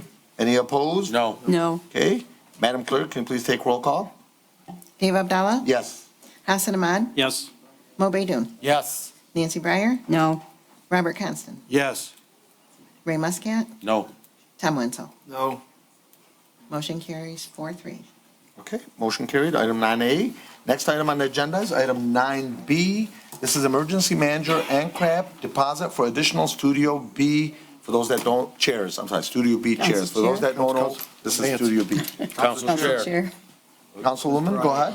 All right, I'd like to make a motion that the Dearborn Heights City Council approve the payment of a 50% deposit on 25 chairs for Studio B, also known as the City Council Chambers, in the amount of $2,630. In addition, authorize the mayor and comptroller or clerk to sign the necessary warrants and the treasurer to issue payment as outlined in 9B. Support. Second. Okay, motion made by Councilwoman Breyer and seconded by Councilman Constant. Is there any discussion on that? Council Chair? Councilman, go ahead. Chair. Yeah, right. Happy hours later. Are these, those chairs out there? Or Now you really these chairs? confused me. Okay, start again. Okay. Are the chairs that we're talking about, are they the residents' chairs or the chairs that we sit in? The residents. Residents, and those are $200 a piece, roughly? Rough back then. Inflation. Inflation? Where are we going to put them? How do they fit? Is there, aren't they new? Aren't they kind of new He's already? getting additional ones, not replacing these. Oh, additional ones. So are we putting some up here in the front? Yeah. They're going to be the same type of chair, right? Correct? Is that what? Correct. Is that, okay. All right, okay, well, that's the case, I guess. We have people standing, so I guess we do need the chairs. Keep in mind, way back when they first designed this, because of COVID, they limited the number of chairs in here. But obviously, we're going in a, thank God, better direction, so they're able to add a little bit more chairs. Okay. Any other discussion items on this? Hearing none, all in favor, please state aye. Aye. Any opposed? The ayes have it, motion carried. Next item on the agenda is item 9C, This is Corporation Counsel for Renha, Assistant Corporation Counsel appointment. And on this one, whoever's going to be making the motion, make sure you get the right verbiage as per our counsel. God love. Council Chair, Councilman, go ahead. I move that the Dearborn Heights City Council approve the appointment of Sod Law LLC as the Assistant Corporation Counsel to the City of Dearborn Heights and with the assistance of his law firm, Hassan Sod PLLC, at the rate of $150 per hour as outlined in 9C. Council Chair. Did I say that right? Part-time. Well, just at the end, it's supposed to be Sod Law BLLC. Sod Law. And it's part-time. For a part-time position, for a part-time position. Part-time. At the rate of $150 per hour, as outlined in Council item Chair. 9C. Okay? Could we Motion made also by add Councilman- part-time? We did. I did that. It's in. Okay, all right. I wanna So make sure it's motion made by Councilman Muscat. Any second on that? there. Second. Seconded by Councilwoman Breyer. Any discussion on that? Council Chair? Okay, Councilman Bedun, then Councilman Ahmad. You know what, I'm going to go ahead and Go allow the ahead. council. Okay. Council Chair, thank you very much. It's us. I'm sorry to say, it's the same situation here, with all due respect to our Corp Council. We have no information, no resume. I don't know if the gentleman is here or not. I mean, I'm not, I'm just going to make it publicly. I hope every city department now, from now on, anything they want it to be approved, to provide us with the information. I'm not going to go ahead and ask for the information. Before somebody says we have 3 days to call somebody, I'm not going to call somebody. I need the information. If I have any question, I'll make the phone call. That's all I have, Council Chair. Thank you, Councilman Bedun. I'm going to stand here as well with Councilman Ahmad on this. I actually made some phone calls. I actually know the gentleman. He's a high-level gentleman. I don't know from from who I've been consulted with and spoke with. They said he's an awesome attorney with the Michigan State. Go Green.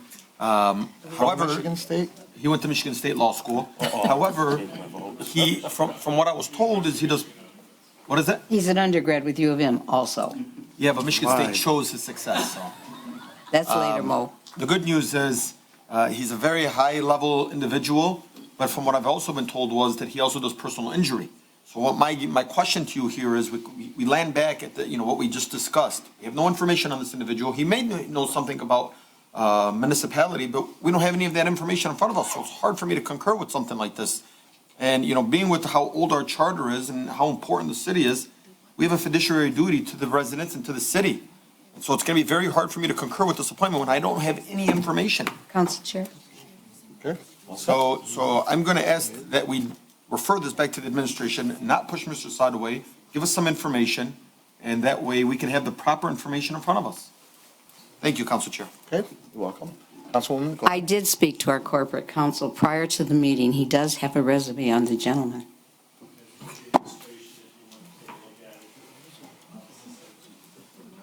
Okay. Thank you.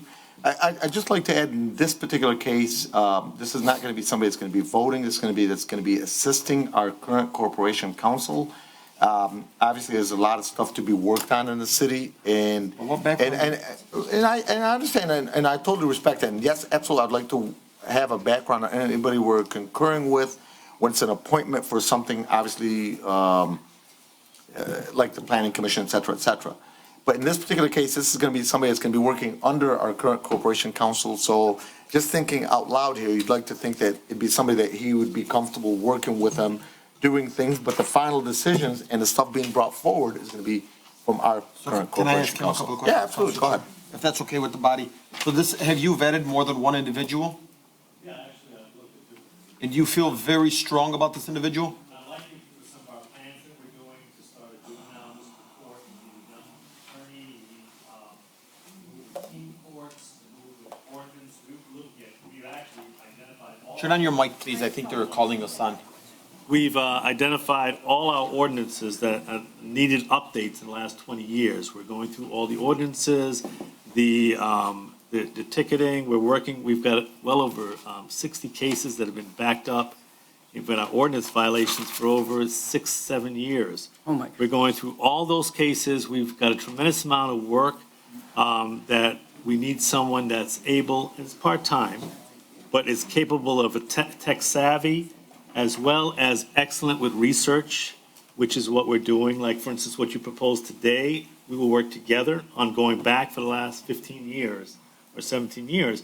But someone, a lawyer of that caliber or that 3 years of experience is perfect for this type of venue and targeted research and projects.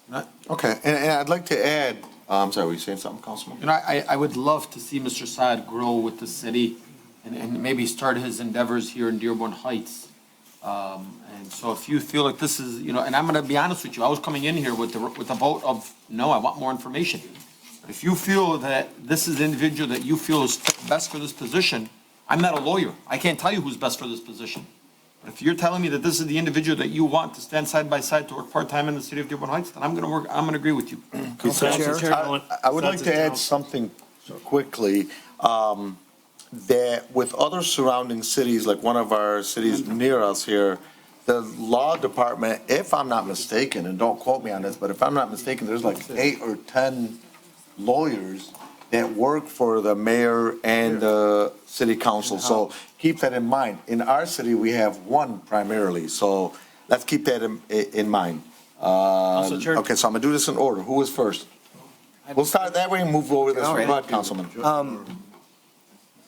Is this a new position or an existing position? If it's a new position, well, why didn't we have one before? And how do we get along without it? And I know our former corporation counsel, Gary Miyake, is in the audience. I don't know if you'd like to speak. Can you answer some questions on this, or?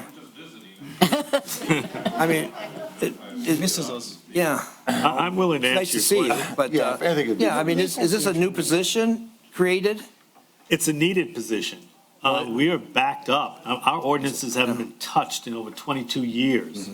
Well over that. No one's looked at it. There are cases that, when I said 60, 70 cases, those are ordinance violations. I haven't touched what's happening in the court itself in terms of our policies, on discovery, different things that have to change that we're working on, as well as with our officers enforcing the traffic ordinances.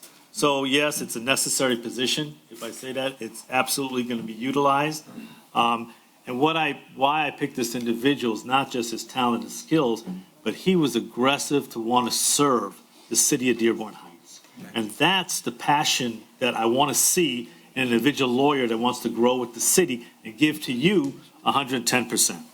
So, I mean, that's answered like an attorney. My question was, is this a new position? Yes or no? Is this a new position that's created? Well, I don't know. I know it's a necessary position. I guess it'd be new. I'm new doing this, so it is a new. It's a new, it'll be a new budgeted item on our budget. So, I mean, it's a new position, and I mean, we've done without them in the past. I think in the past, the law firm, or they would just get individuals that, when needed, and charge the city. I think, is that how they do, by the hour, whatever extra time was needed? I think that's how they did it before. We do hire outside counsel for certain tasks, certain specialties in labor relations and other areas, but we really, from my observation, my experience, we need someone in-house. We're tackling this stuff on a daily basis. And it's a lot of that has not been addressed or fixed, that has to be fixed. We have to coordinate all our departments and get us on the same page. If you just take ordinance, we're going back to contracts, we're going back through years, I'd say respectfully, not neglect, but respectfully, it just hasn't been tackled. And it's because there's been a need. And it just, we haven't put it forward. Now it is a time to take it on. Well, that's my responsibility. My opinion is, if that's the case, we should just hire them with a salary if is that needed, instead of paying them by the hour. You know, the guy comes in and he goes, I'm in City Hall, and he takes a little tour around, and he's always charging us, talking to people. I mean, if he's on the salary, then we know what we're paying him, and he's going to do the same thing, but we know exactly what he's getting paid, instead of, it could be in some astronomical figure. We don't know. Actually, he's not walking around. Actually, since he steps in, I know. I don't know disrespect. I know what you're saying. I think when he walks in, the assignment's already communicated to him beforehand. The research is already being worked on even before he walks into the office.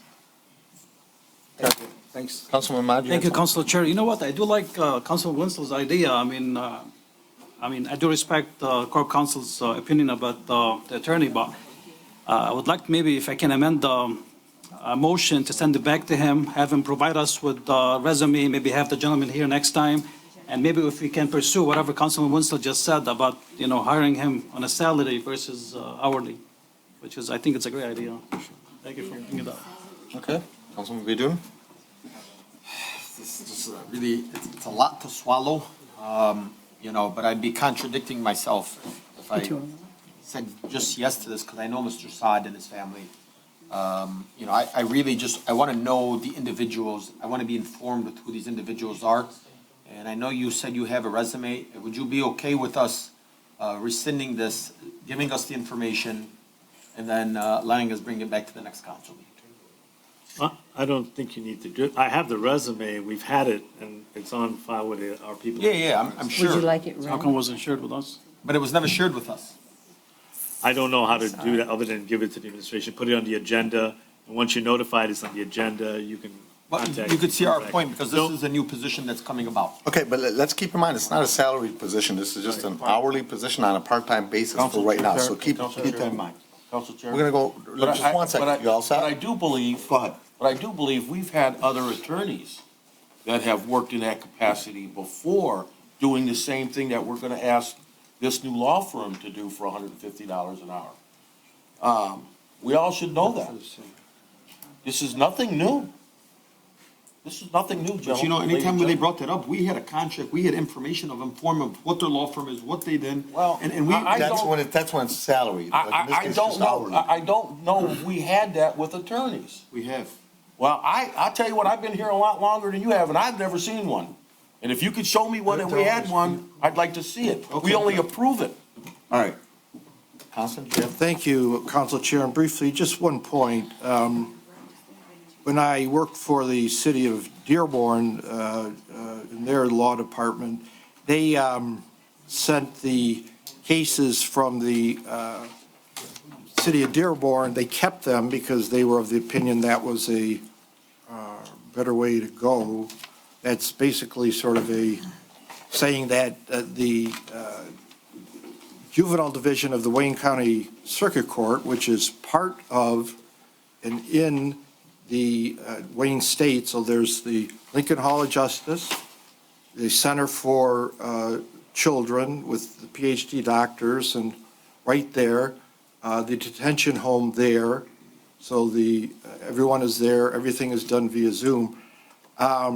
Really, our Wayne County juvenile system is much, much better than really any city, and I just know that firsthand. So, thank you. Okay. Okay, with no additional comments, I presume, from council members, is that correct? Yep. Okay, motion made by Councilman Muscat, seconded by Councilwoman Breyer. All in favor, please state aye. Aye. Any opposed? No. No. Okay, Madam Clerk, can you please take roll call? You're keeping me busy. Dave Abdallah. Yes. Hassan Ahmad. No. Mo Bidun. No. Nancy Breyer. Yes. Robert Constant. No. Ray Muscat. Yes. And Tom Wenzel. No. Motion fails. Okay. 3-4. Motion defeated, thank you. Yes. Next item on the agenda is item 9D, Fire Chief Brogan, purchase and payment of tripod conversion kit. Council Chair, before we do that, Go ahead. can I make a motion to bring this 9B back to, or excuse me, 9B back to Corporation Council? 9D, excuse me, for this, to go back to 9C, you mean? It's 9C. 9C, yes. Got it. Okay, I'm I tried sorry. making that motion, but- You know, with all the bickering going on, I'm losing my train of thought myself. 9C for this attorney, because I think we desperately need it. If any of you ever gone over to the court system like I have and sat in court cases, you see how desperately we need the help. So if I'm allowed to make that motion, I I'll will second do. that, Council Chair. Council Chair, I move that that the city council refer 9C back to the administration. And if we can get the resume of the new attorney in hand, I think this could go through quickly. Support. Okay, motion made by Councilman Muscat to take this back to administration. It's item 9C, supported by Councilman Baidoon. Is there any discussion on that? Yes, Council Chair. Councilman, go ahead. You know, I did amend that motion, but I guess had no support in the beginning. I would also like to see that gentleman over here for the appointment next time, if possible. Corp Counsel. Sure. Thank you very much. Council Chair. So, Councilman, go ahead. I'm sorry, I didn't mean to interrupt you, but any motion we don't pass is referred back to.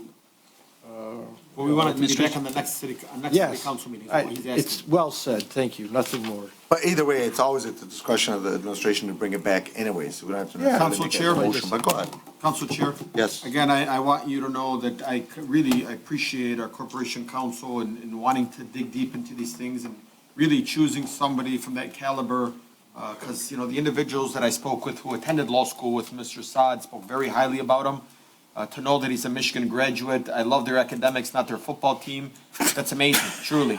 And I appreciate that, I really do, and I'm happy that you found somebody, A, from the community, and B, with that caliber. So I'm hoping that you bring this to us. I hope that we can meet Mr. Saad here, and I look forward to seeing it on the next agenda. Thank you. Okay. Thank you. Any other discussions on this? Hearing none, all in Council favor, Chair. please state aye. Aye. Aye. Any opposed? Council I said Chair. he's still out. Yeah, I had my Please hand stay- up. I'm sorry, Yeah, go I'm ahead, sorry. Councilman. I would like this to be referred back with the stipulation that we'd like to consider a salary position or, Lose him if that's the okay. case. That's all right. And maybe get a list of the other applicants that were interviewed. I mean, just so we get an idea how many were interviewed for this process, and how they were chosen. I mean, but, okay, so the only thing I want, and this is not pertaining to you specifically, Councilman, I just want to make it clear.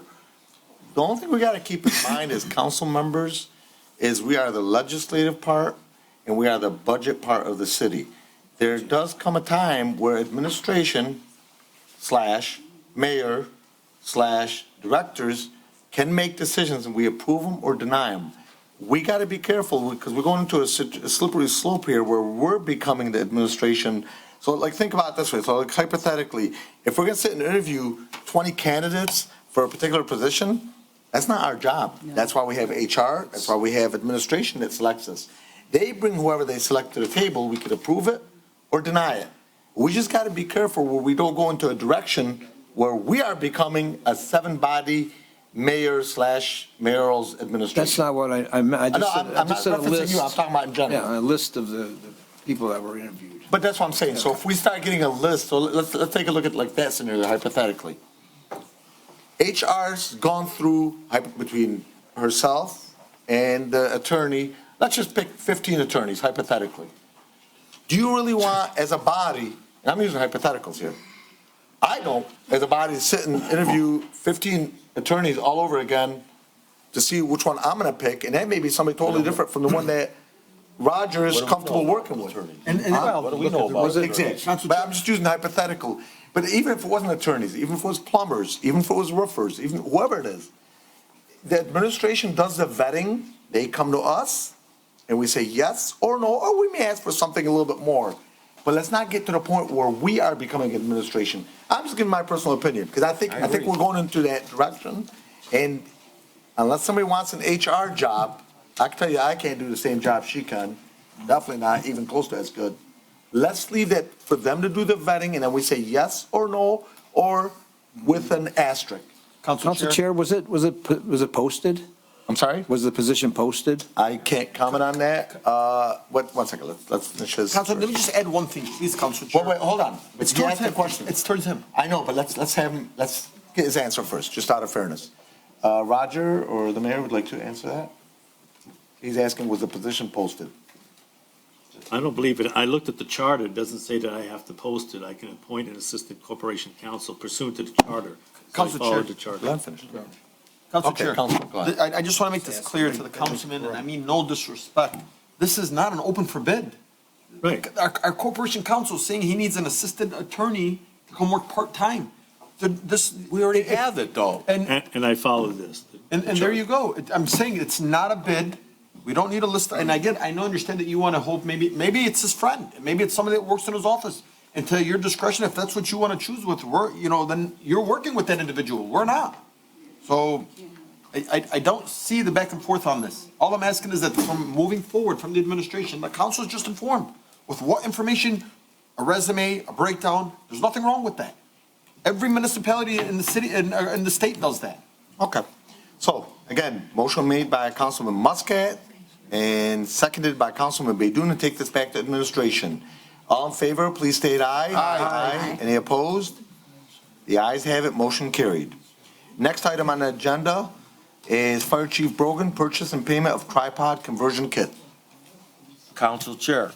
Councilman Muscat? I move that the Dearborn Heights City Council approve the purchase and payment of a tripod conversion kit at the cost of $3,150. Of this total, the AFG grant will cover $2,835. In addition, authorize the mayor and comptroller or clerk to sign the necessary warrants and the treasurer to issue payment for the remaining balance of $315 from the Fire AFG grant account number 101-335-940-080 as outlined in 9D. Second.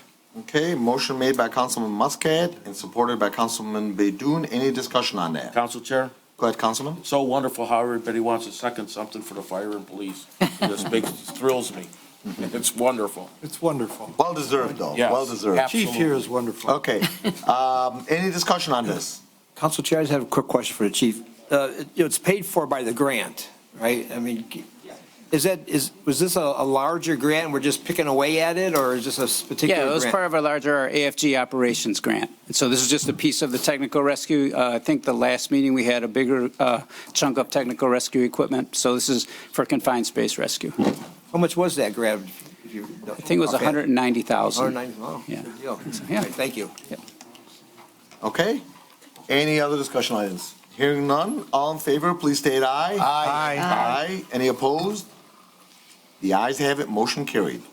Next item on the agenda is another young gentleman, Fire Chief Brogan again. Request for payment Spectrum Training Solution. Council Chair. Councilman Baydun. I move that the Dearborn Heights City Council approve the payment for training to Spectrum Training Solution LLC in the amount of $5,400. The costs of this training will be reimbursed by the Michigan Firefighters Council smoke money.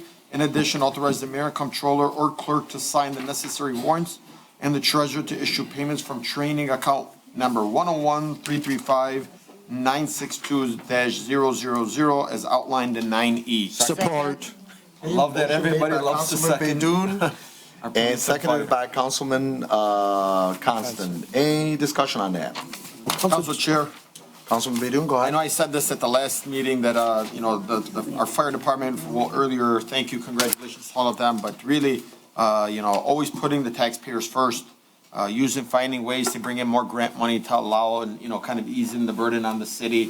So Chief, I thank you and your staff for always going above and beyond on that. Yeah, we have a super lady grant writer, that's for sure. All right. Council Chair? Yes, Councilman. Chief, this is like stuff that I don't know what it is, and I know the residents don't know. Can you give us a brief example of what this is? Explanation? Yeah, this is for the grant itself or for the class that we're taking? For the class. The class is it's special needs training, so it's mostly, it's a lot of it is about autism, but there's other special needs groups that were covered as well. So just how to interact with them, and there's a lot of special concerns when it comes to the way that you handle them. Sometimes you need to give people extra space and be more patient and just that kind of thing. And just the lights in general are too much stimulation a lot of times. So. But that's really important, especially, we should be concentrating on mental health issues, stuff similar, engagements with the residents, and that's really good. That's Thank correct. you Yep. so much. Good. Okay. So motion made by Councilman Baydun and seconded. All in favor, please state aye. Aye. Those opposed? The ayes have it, motion carried.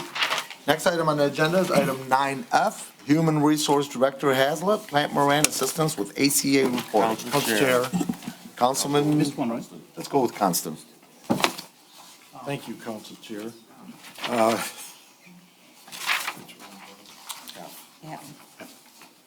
I move that the Dearborn Heights City Council approve the agreement between the city and Plant Moran to furnish and file forms 1094C and 1095C so that the city may remain compliant with the Affordable Care Act reporting requirements as defined by the Internal Revenue Service, and authorize the mayor and clerk to sign the agreement on behalf of the city.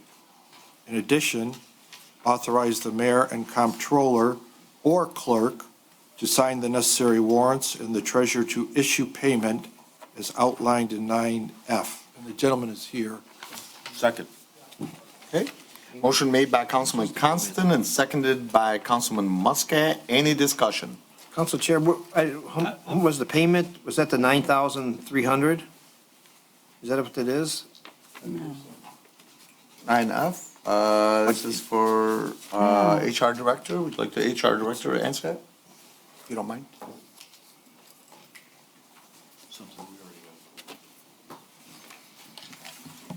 Yes, $9,300, $9,300. yes. That's to file two forms So to the IRS? it's a little bit more complicated than that. If you want a more thorough explanation, this is why I asked my colleague Jonathan Trifoni from Plant Moran to answer questions, so it's a little more involved. Thank you. Yeah. And just to be on the record, it's 9,300. Go ahead. Just for clarification, there is a single form 1094C, but every full-time employee of the city will need to receive a 1095C. It's very similar to a Form W-2, but instead of reporting income and other information, it reports how the city is offering benefits and whether the employees are taking health insurance through the city. The city also has to report on which family members are covered by employees under the city's health insurance plan. So it's not just the employees' information, it's also all of their covered dependents' information. So the reason that there's so much work that goes into it is we have to compile all of that data for each employee to report on their individual Form 1095C. That form it's not necessary to file your 1040 with that form, but that form is what tells the federal government, one, that you as an employer are satisfying your requirement to offer insurance to your employees, but it also is the individual's proof that they had insurance, so they're not assessed a penalty for not carrying insurance through the year. And those are the both sides of the Affordable Care Act, both the employer's responsibility and the individual's responsibility. Did the employees get a copy that shows that they have insurance, or do they have to ask for it? No. So that's part of the process. So we not only compile all the information, we print, we mail, and we store all of those forms. And the reason that's important, just recently, the city was assessed a proposed $15,000 penalty by the IRS associated with the requirements under the Affordable Care Act.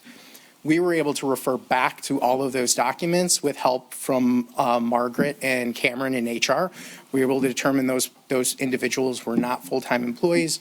We filed a response to to Treasury, and that should be rescinded once they get the information. So part of the service is also to support the city in the event that a penalty is issued. And without making value judgments on the Affordable Care Act, the actual process of assessing the penalties, they haven't gotten it down yet. For example, the penalty that was just assessed was for tax year 2020. Okay. Thank you so much. Thank you. Appreciate it. Thank you, HR Director. Appreciate it. Okay, so with no other discussions on that, all in favor, please state aye. Aye. Any opposed? The ayes have it. Motion carried. Next item on the agenda is item 9G, IT Director Cooper, Purchase and Payment. Council Chair. Councilman Constant. I move that the Dearborn Heights City Council approve the purchase of 55 computers and 70 monitors for the various departments and buildings throughout the city for a total cost of $69,925. American Express corporate membership reward points will be used for $21,025 of the purchase. PEG funding will be used for $4,700 of the purchase. Police forfeiture money will be used for $24,540. and the Parks and Recreation budget will be used for $2,300, and the SMART grant funding will be used for $15,810. In addition, the mayor also authorizes any such payment as necessary expense. The city authorizes warrants to be issued for payment of these services. By doing so, the city is authorizing any such warrants and payments without the prior authorization by the city council of the specific warrant and payment permitted by and consistent with the city charter, section 8-9. It's outlined in 9G. Second. Okay, motion made by Councilman Constant and seconded by Councilman Muscat. Is there any discussion? Council Chair. Okay, let's start with Councilman Muscat. Then This Councilman- is wonderful, but I'd like to see computers up here for everyone. Eliminate cutting down 400 trees with all the paperwork that we have here in front of us. Contracts, of course, could still be printed out upon our request. That would alleviate a large headache in the city clerk's office, and it would greatly help us in looking at everything here. So I know we had money in our budget, so I'm going to ask our IT guy to start looking, our IT director, I should say, IT guy, I'm very sorry, thinking I'm at work.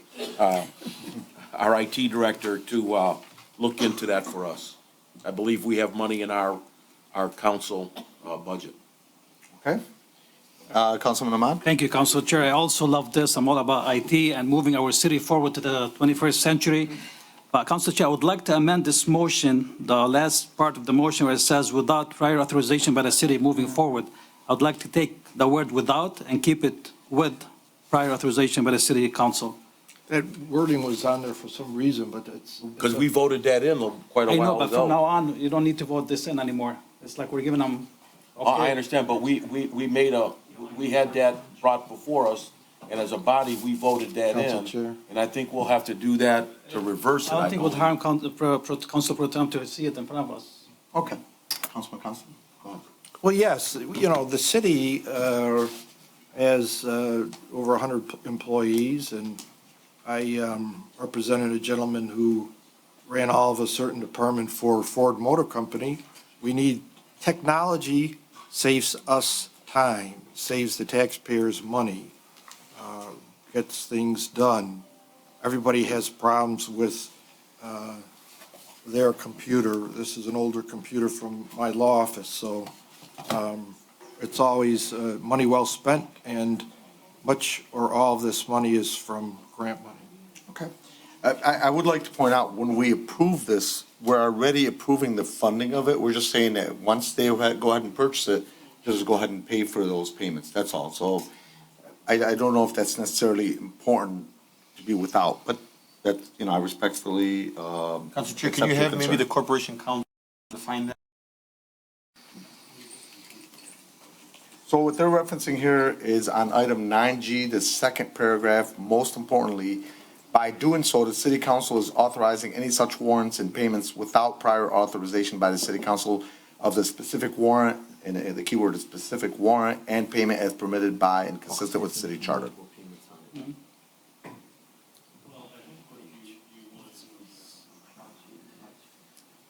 Your mic is off. Well, I think that what you want to do is just clarify a little better. What do you want from us? An opinion on it, or like a written opinion, or a suggestion on it, how to approach it? No, I wanted to amend the motion to take the word without and keep it with prior authorization by city council. I don't want to leave it, I think we should keep with council. I don't think we should leave it out. You agree with us? That's just a tentative opinion on it. Okay. Chief of Staff, come on up.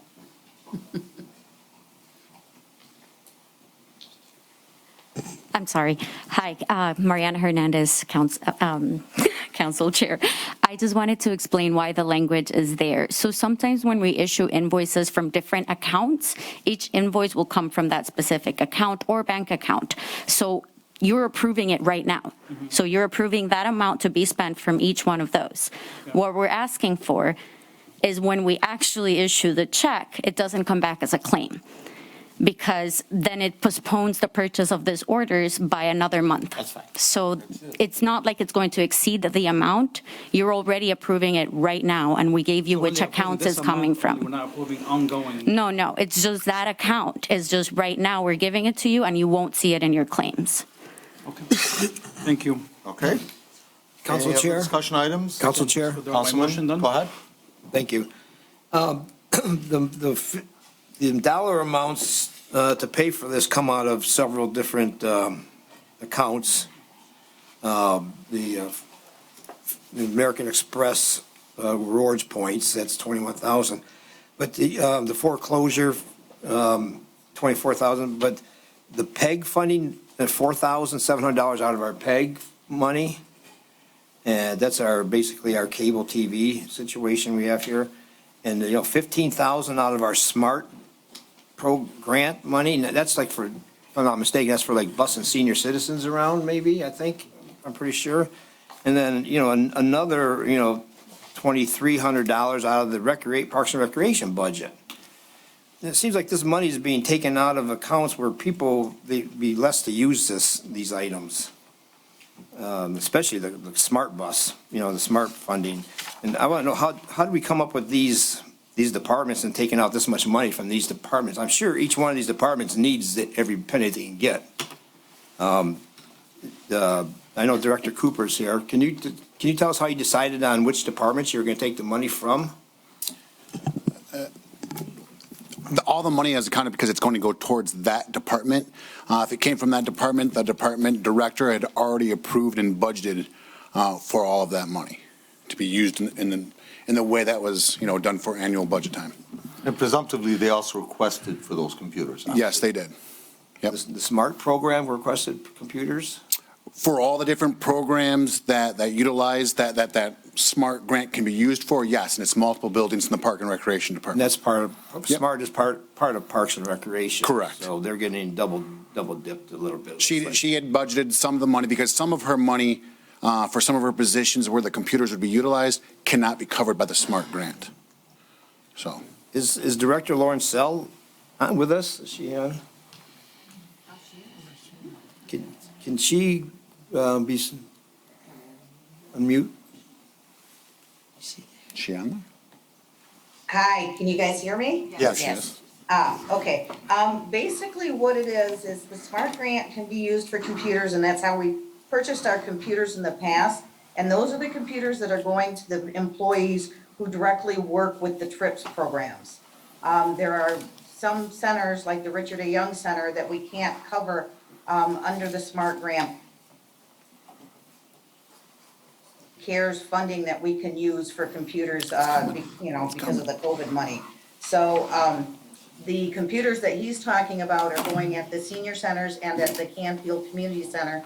And the Canfield Center and both senior centers all work on the senior trips, and we have a trip program, and because of that, we're able to fortunately use that money, which is, well needed to have updated computers. We just went through a big problem with one of our computers at the Eaton Center crashing because it was so old with our trip program, and it was quite a disaster when it happened. So it's very important that we work on updating our equipment. I think only a couple of ours had the updated Windows program, and Mr. Cooper can attest to how old our equipment is at both the senior centers and Canfield Center as well. So hopefully that answers your question. Yeah, it kind of does. Thank you, Director. And one more question for Director Cooper. Are we going to need some additional monies for like software for these computers or training? When we purchase the computers, we actually purchase the OS license, Windows Pro for all of them.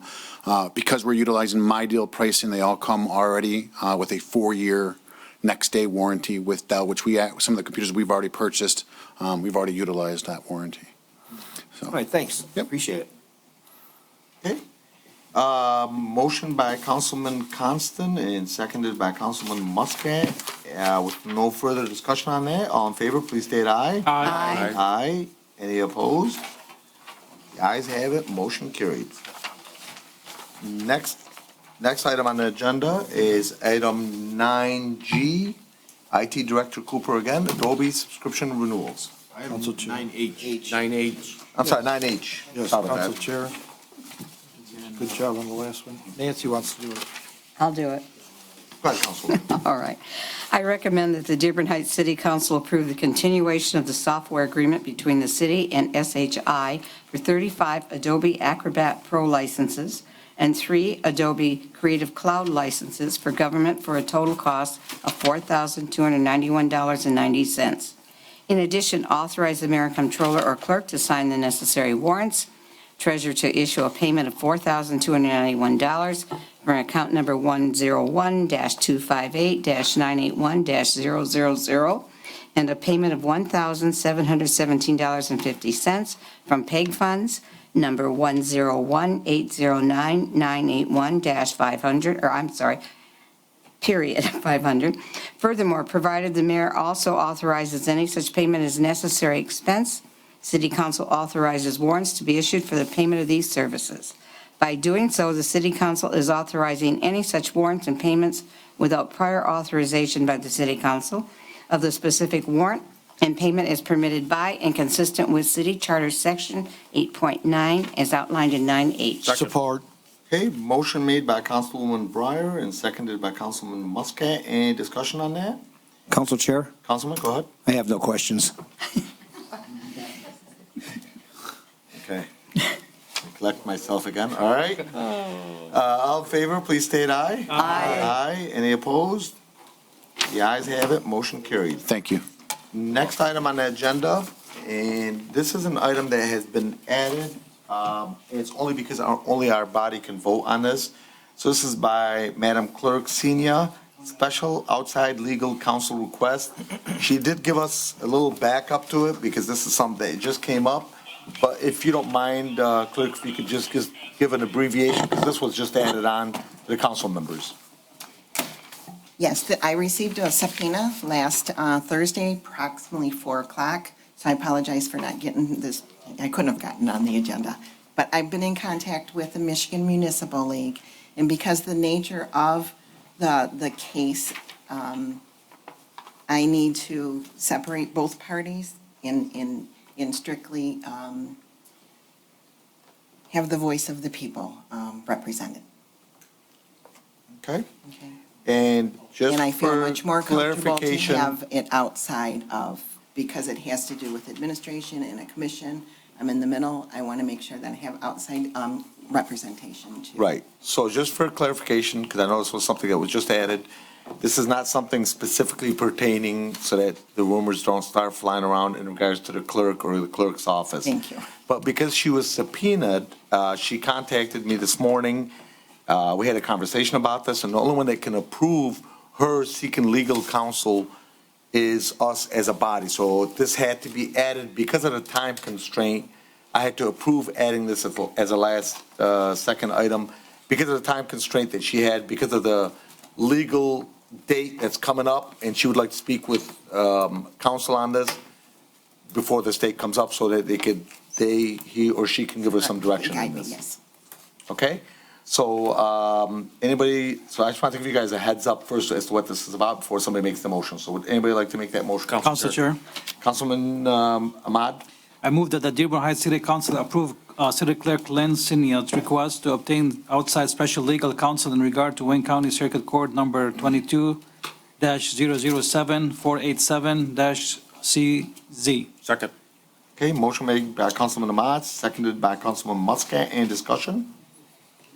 I'd like to add something on this for Madam Clerk Senior. Yes.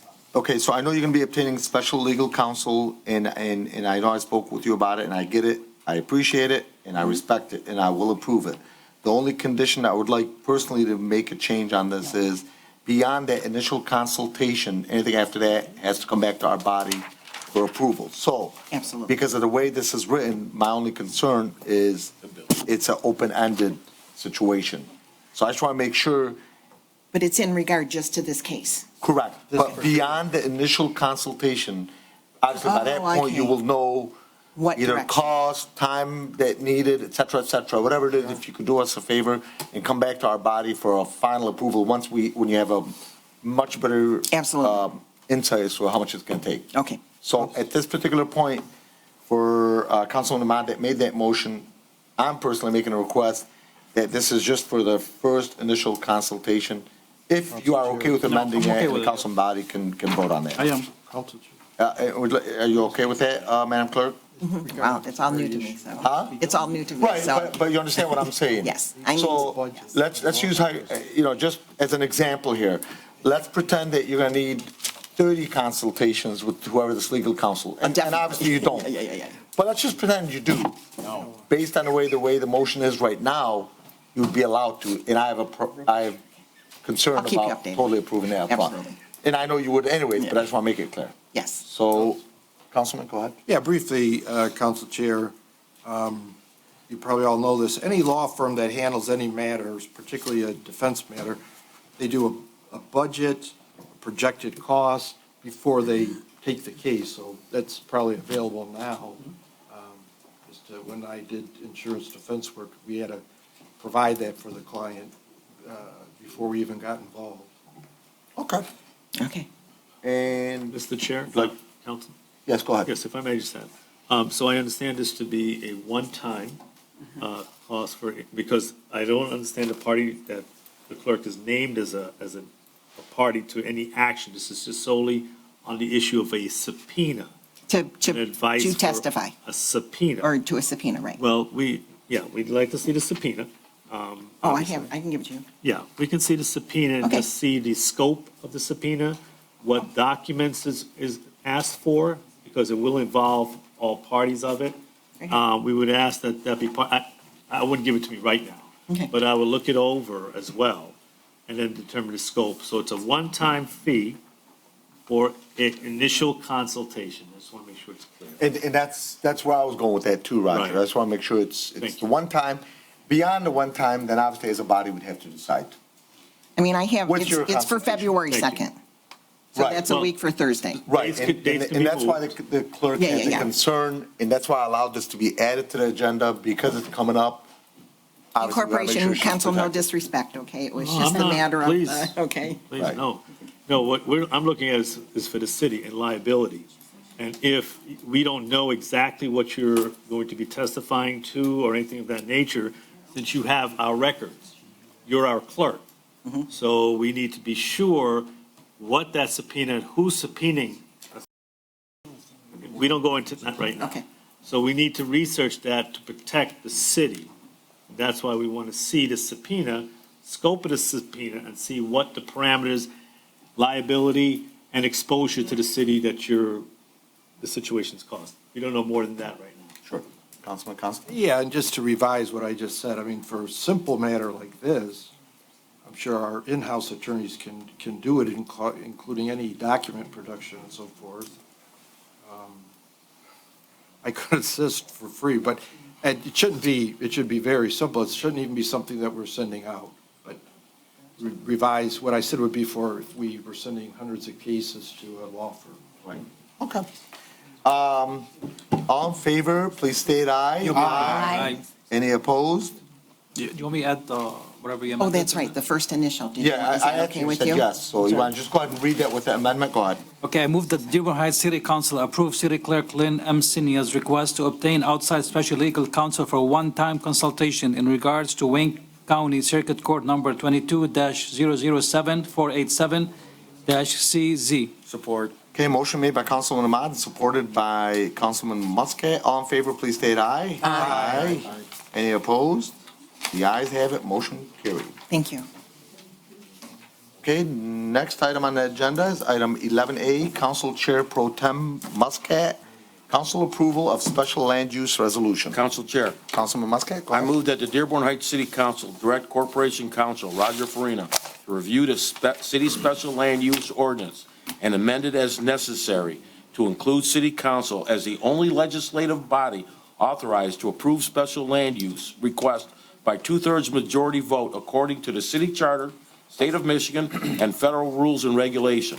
In addition, submit as an emergency amendment to the City Council accordingly, no later than February 7th, 2023, as outlined in 11A. Support. Okay, motion made by Councilman Muscat, seconded by Councilwoman Breyer. Is there any discussion on that? Council Chair, Councilman Ahmad? I do respect where Councilman Ray Muscat is coming from. I don't know, I'm in between on this motion. I did call Engineer Ali Deep today. Probably he can maybe go through the process. The way people apply, they submit an application, goes to the engineering department, they recommend a few stuff, then it goes to the planning commission, then they recommend or they approve.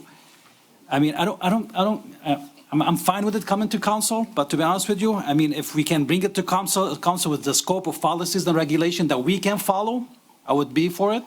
But I don't like it coming to council and me voting that day the way I feel I want to vote. You know what I mean? I need to follow some policies or some rules or regulation in order to make my mind on something. Council Chair, Okay. Councilman Muscat? with all due respect, Councilman Ahmad, for years and years, as far as I could ever remember, the Planning Commission, Zoning Commission recommends the city council to approve or disapprove. And being a council person, we should be in tune of what's going on in the Planning Commission and in the Zoning Commission on a monthly basis. So it's right there for us to see, it's in the minutes, and it's our responsibility to know that stuff. I'm with you 100%. Okay, let him finish, let him Just finish. saying, Let him finish this, I'm sorry. So, I just don't see, we're the elected officials, and we're responsible to them. The Planning Commission, Zoning Commission, they're not responsible to the residents. We are. And then when I get phone calls and little chunks of my rear end are missing by 11 o'clock at night, I get kind of upset. So if I make a mistake, I want to be the one to make a mistake, not them. That's how I look at it. No, I do respect where you're coming from, Councilman, but I'm just saying, can we have some kind of scope of policies that we can follow too? Well, like, I don't want it to be like, if the planning commission approves something, it comes in front of me, it depends on how I feel that morning, whether I'm going to approve it or not. I don't want it to happen that way. I mean, I have full trust in this council body, but God knows who's going to be here in 4 years. Well, yeah, and I understand, but they also give us the points that they voted on, their 9 criteria, or how many criteria, we did one here not too long ago at Telegraph and Ford Road, where they were missing 4 out of the 9 criteria, and we all voted on it. And I voted no, but the rest of the council voted yes. And it was missing 4 out of the 9 criteria.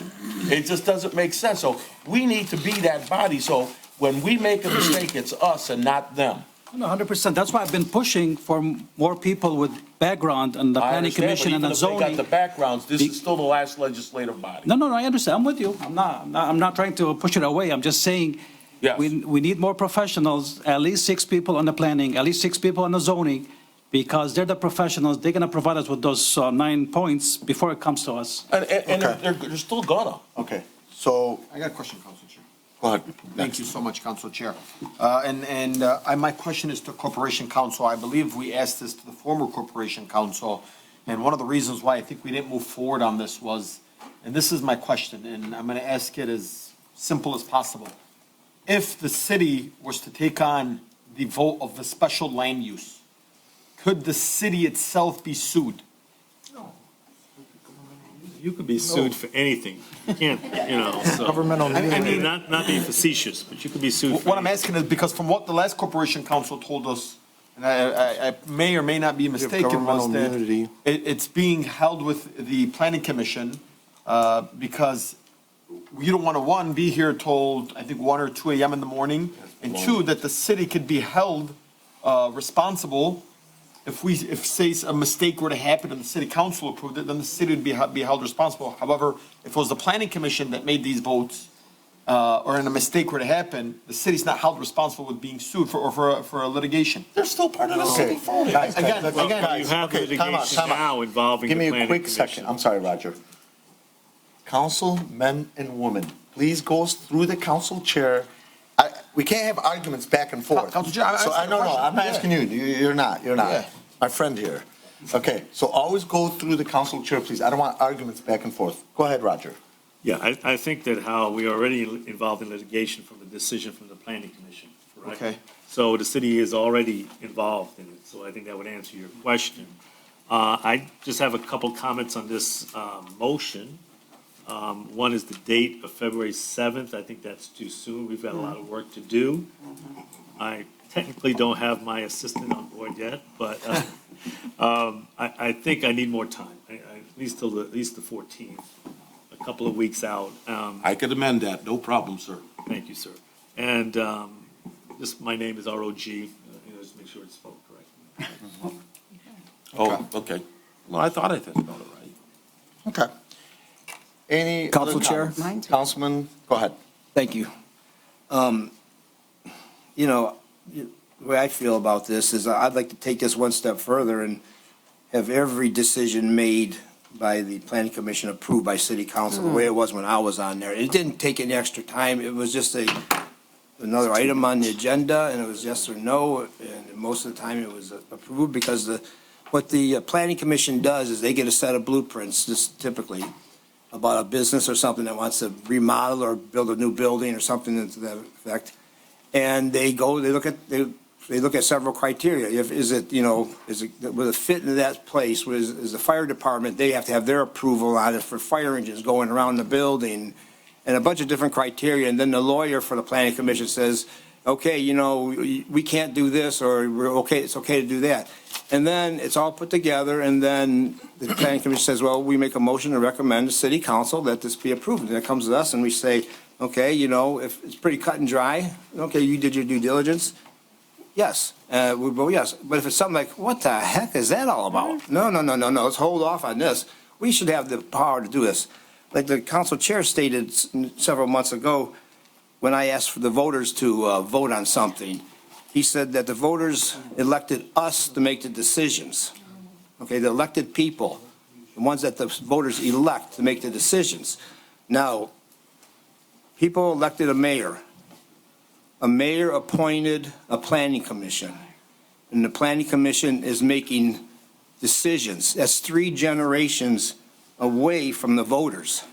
That's not even close to having the people they elected make decisions. That's people they elected that appoints people to make decisions. It has nothing to do with, not one person voted for these planning commissioners, which they all do a great job.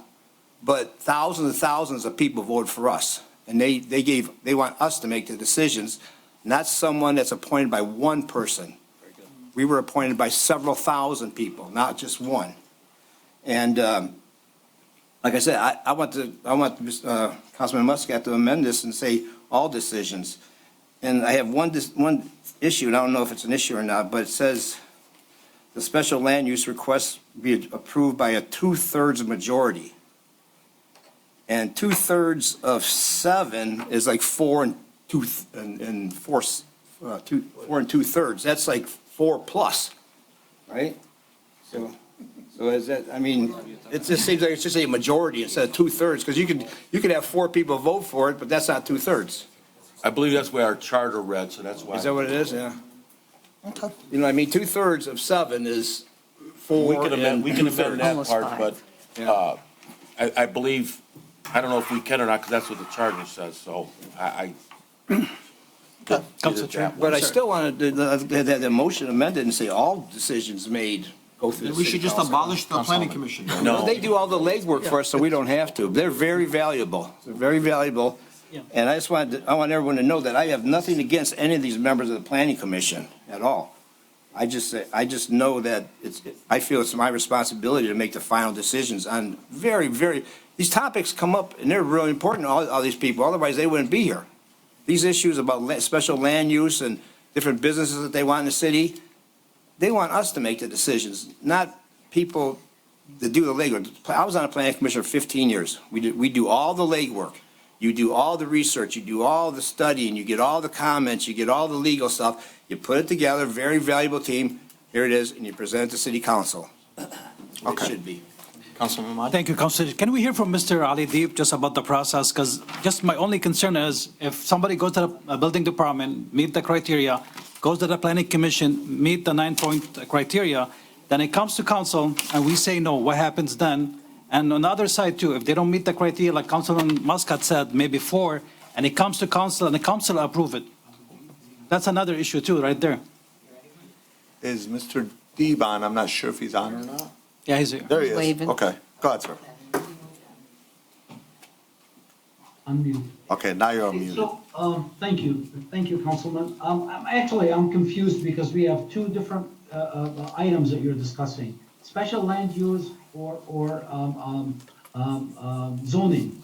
I don't know which one you're referring to. If it's a special land use. Special land that's a use. criteria. Special land use is a criteria inside our zoning ordinance. So if you look at the book, the zoning book ordinance, there is a criteria called S, which is a special land use. Example would be the mosque on Beach Daily. That's an R1 area, which a mosque or a church is a special land use in that category, and it is allowable. So the process currently is that the building and engineering refers special land use applicant to the planning department. The planning commission listens to a review by the building department, which lists all the things that we review. Does the project meet the criteria? Does it fit in the zoning area? And we make the recommendations. Zoning or the planning commission vote and either allow it to make sure that it fits or it doesn't. Now, the 9 points that I heard earlier, that's a totally different process. That's not the planning commission. That is if you wanted to change the zoning of a particular area. Case in point, Inkster. We had an R1 residential area rezoned to a multi-use RM. This is where you review the 9 points. That's totally different process. That's not the planning commission. That's the zoning change. You go to change the zoning of an area. That's where the 9 points are. So I hear a lot of confusions between the two processes. They are two different processes. We don't even know what we're talking about. No, you're right. I know what I'm talking about. Okay. So these are the processes that we currently have. Now, if you want to make, this is what we currently have. It gets reviewed, it gets sent to the planning or the zoning, and the decisions are made now. I'm sorry, Mr. Deeb, I got confused now too. So you're saying if there's a special land use, it goes from the building department to the planning or to the zoning? Oh, the recommendation, it goes to the planning, the planning commission. The building department makes recommendations to the commission. To the planning commission To the planning commission. And the planning does not use the 9 points? Those are not the 9 points, sir. Those are, the 9 points are the zoning. That's a different board. Zoning changes are handled by the zoning commission. May I ask you, how does the planning commission come up with the decision about special land use right now? A recommendation?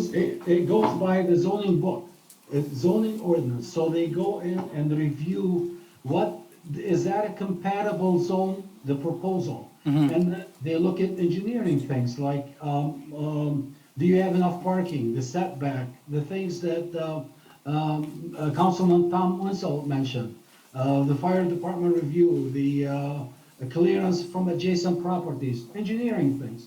And then they make the recommendation.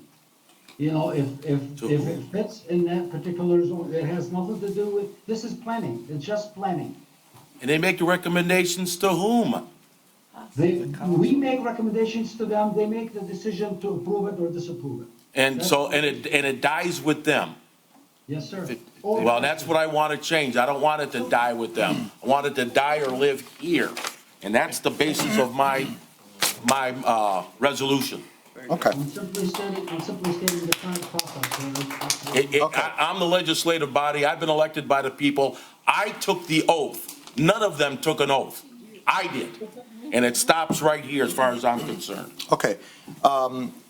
Couple items that I want to bring up. I did a lot of research on this, and we had already set up a city council study session on this back with our corporation counsel, Gary Miyatki, former corporation counsel, Gary Miyatki at Riverside, and this was in beginning of April.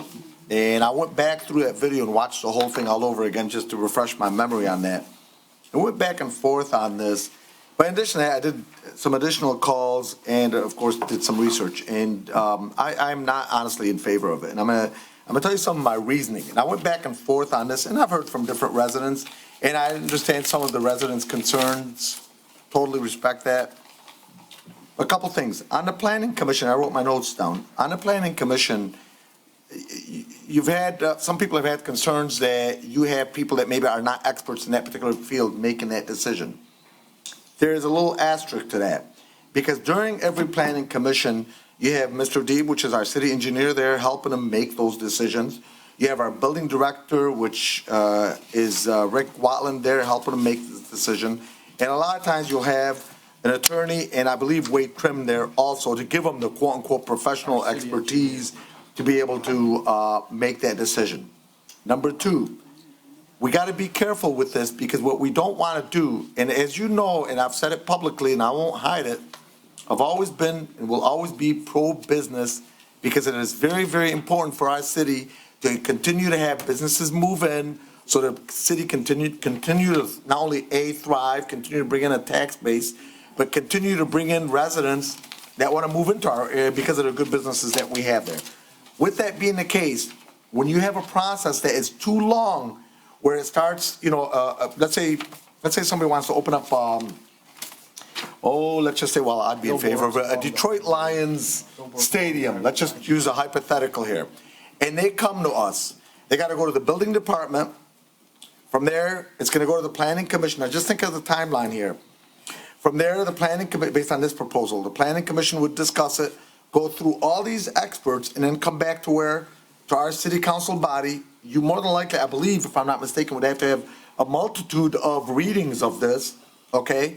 And then it would go back to the building department / administration to be able to make a final decision. This process there, based on what I've looked at, could hypothetically take anywhere between 3 months at a minimum, all the way up to maybe 5 or 6 months. And I can tell you right now, if I'm a developer and I got to go through a 6-month process to get my project approved, and I have a multitude of cities I could select from with no particular ties to this particular city, more than likely I'd move on to something else. Keep in mind a couple of other issues.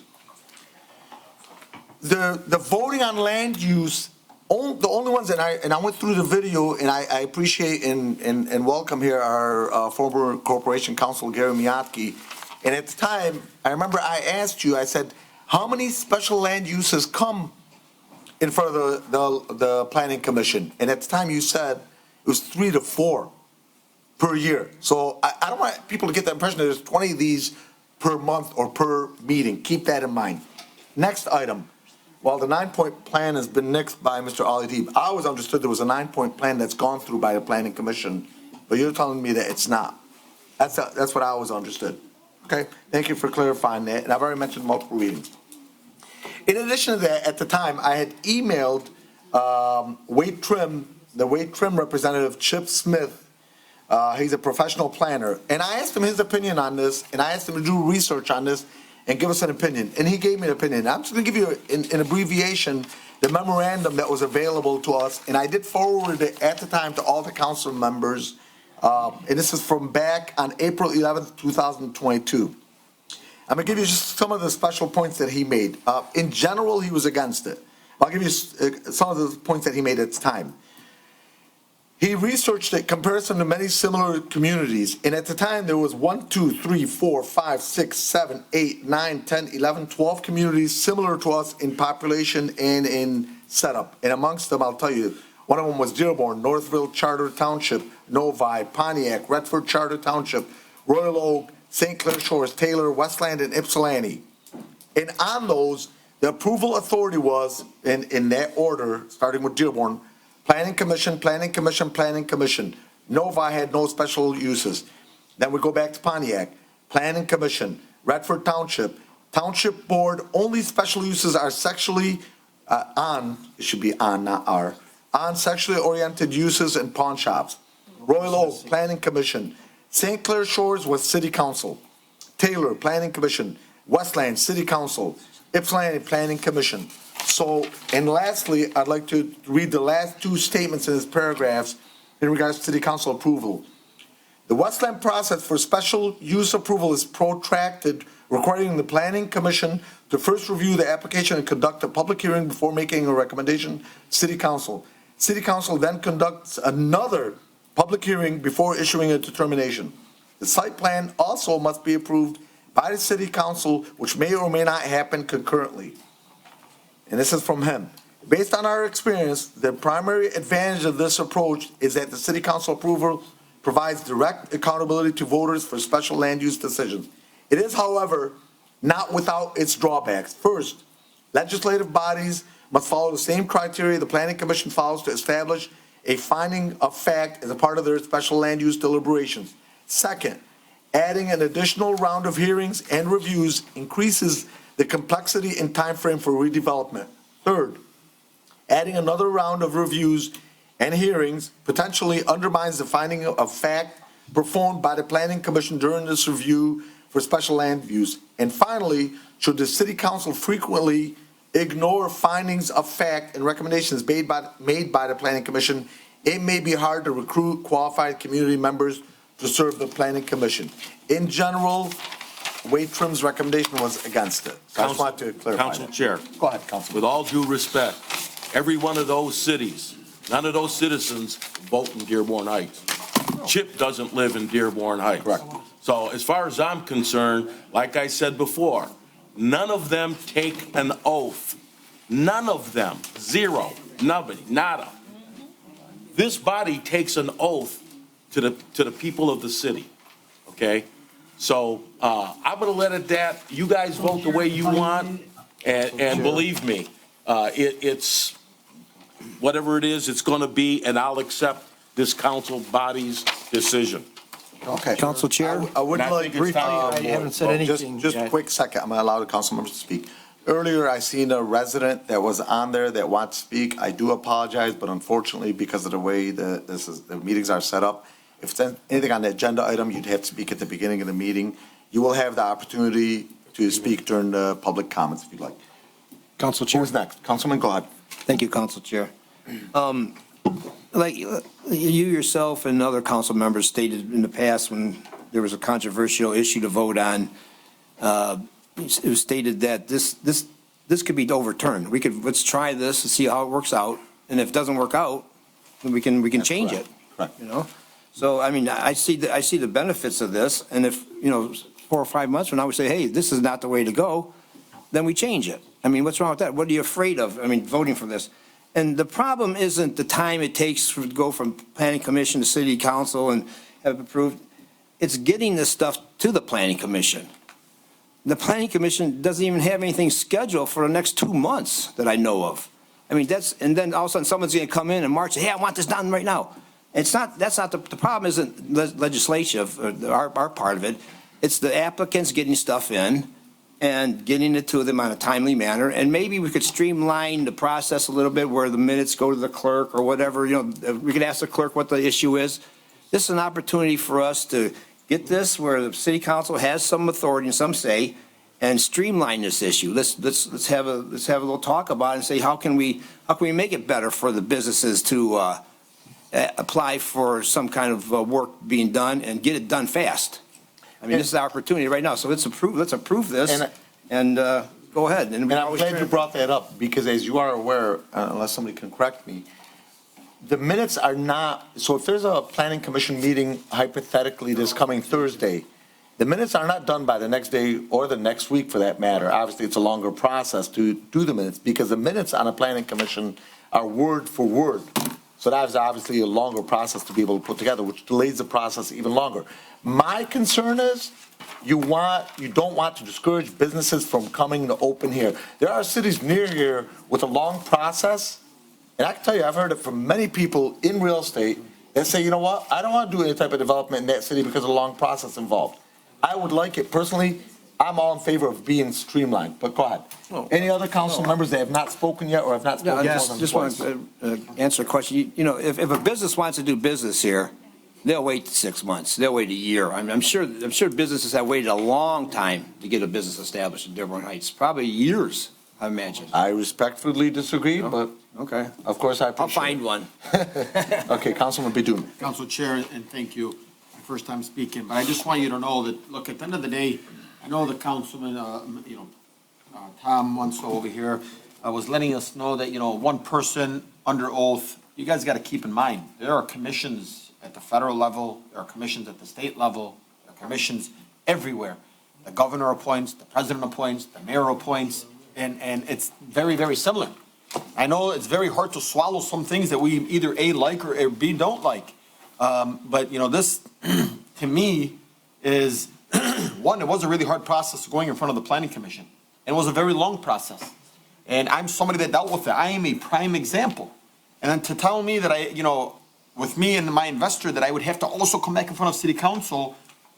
But I also would like, for one thing here, Council Chair, if this either passes or doesn't pass, either way, if this were to not pass, I would still like council to be informed of what is happening. Because I think what Mr. Councilman Pro Tem Muscat is saying is none of us here know what's happening with the planning commission. We have no information. Well, you get the minutes. And great, I would like it to be. Not on file. What is it? Not on file? Yeah, there's just no one filed. Hey, a new business is coming, great. I don't want to know when I'm going to a ribbon cutting. I'd like to know prior, I'd like to know something. And I think every single person, I think that may be an option. We can, with me, it's bringing in special land use. Just might as well abolish this planning commission, if that's the case. Don't have a planning commission at all. Just bring everything to council.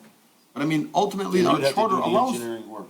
What is it? You'd have to do the engineering work. Yeah, well, I mean, that's not something I signed up to do. I don't want to be on the planning commission. Don't take the planning commission so lightly. They do a lot of work. I'm definitely not taking that. Okay. But also, listen, I mean, guys, look, there's a motion on the table. That's why I make a vote, we can go ahead and vote. Absolutely. Any other council members that have any comments? Thank you, Council Chair. Regarding the special land use resolutions, Council Chair, one of my clients that does the electronic billboards along the expressway, I won't mention any names, anytime those billboards are placed, we have to get the approval of whatever city they're in, obviously. And so, for like Brownstown Township, for example, pay $1,000, $2,000, and if the meeting isn't held, we don't get our money back. He doesn't get his money back. So, having said that, this system is designed in the city charter, state law, and so forth, and our city is no different. But the punchline is, let me just say, our city council, by design, is taken completely out of the process for a reason, so that if a business here in the city says, wants to cuddle up to any of the council people sitting next to me or me, which they wouldn't, for example, we don't really have a say. I mean, obviously, we have the say for any adult business. I wrote a long, that's, of course, can be vetoed by us. Right. But the city council always has a say, but by design, the process is, the whole process is designed to make it not political.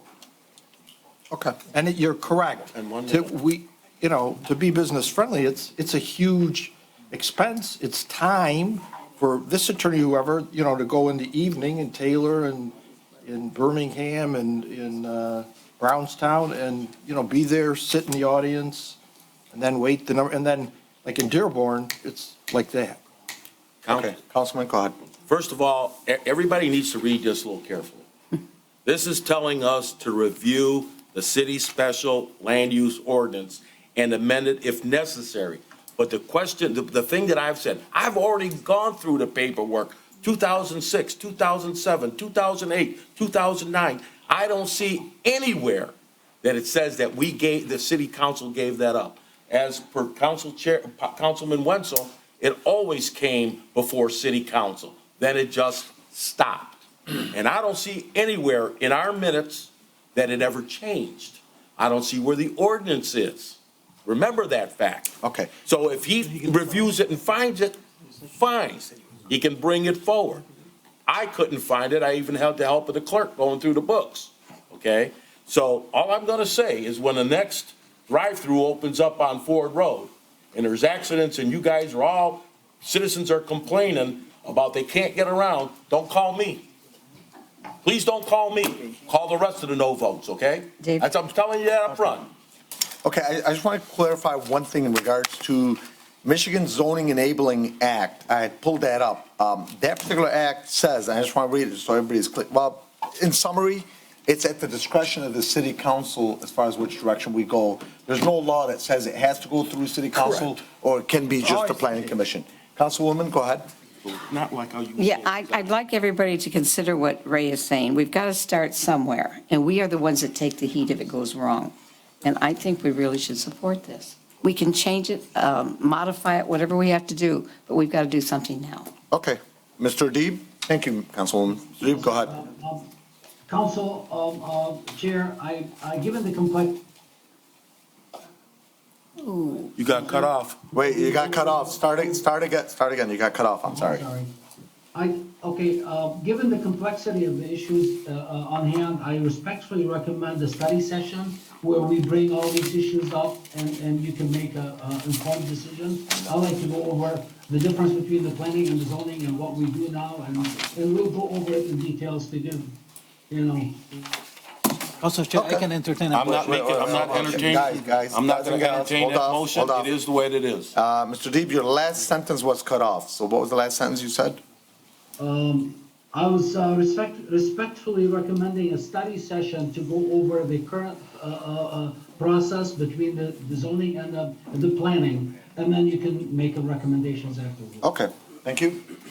Okay, so we go ahead and beat this to death, so let's go ahead and take it to a vote, okay?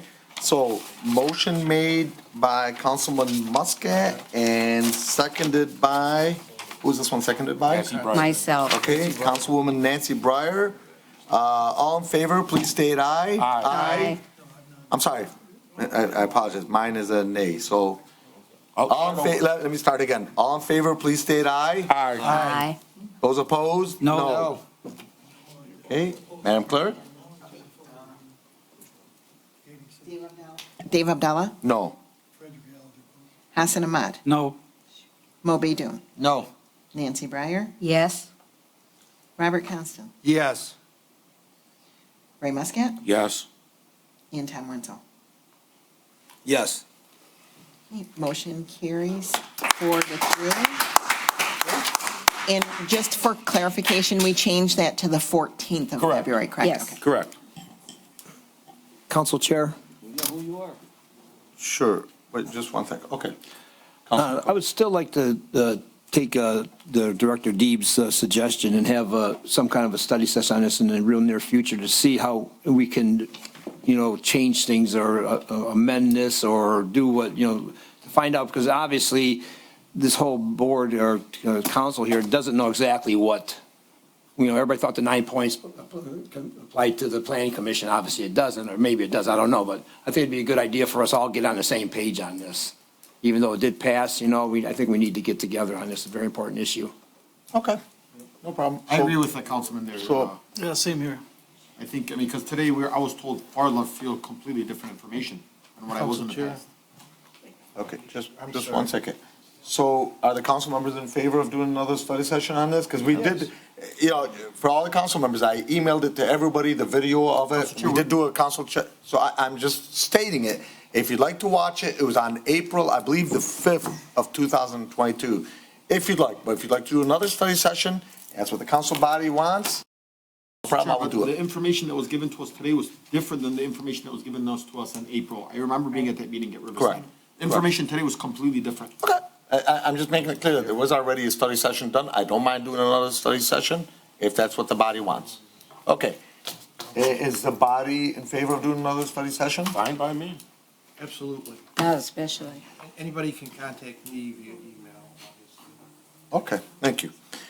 Madam Clerk, we'll discuss that tomorrow. Okay. Somebody, that's it, okay. Council Chair, are we going to have the corp council in the study session for the? Yeah, we'll make sure we invite everybody, of course. Okay. Next up, we have members of the public. Let's start first with comments from council members. Council Chair. Councilman Baydun. I'm going to be brief here. I know that, sometimes on council, we can agree to disagree. I just want everybody on here to know that on this body, I know how hard it is to be up here, and the decisions to make sometimes are definitely difficult, but I appreciate every single one of you guys. I love every single one of you guys, and regardless of where our votes stand, I just want you guys to know I look up to each and every single one of you. Thank you. Okay, thank you, Councilman. Councilman Muscat. Thank you, Councilman Baydun. It goes well across the board.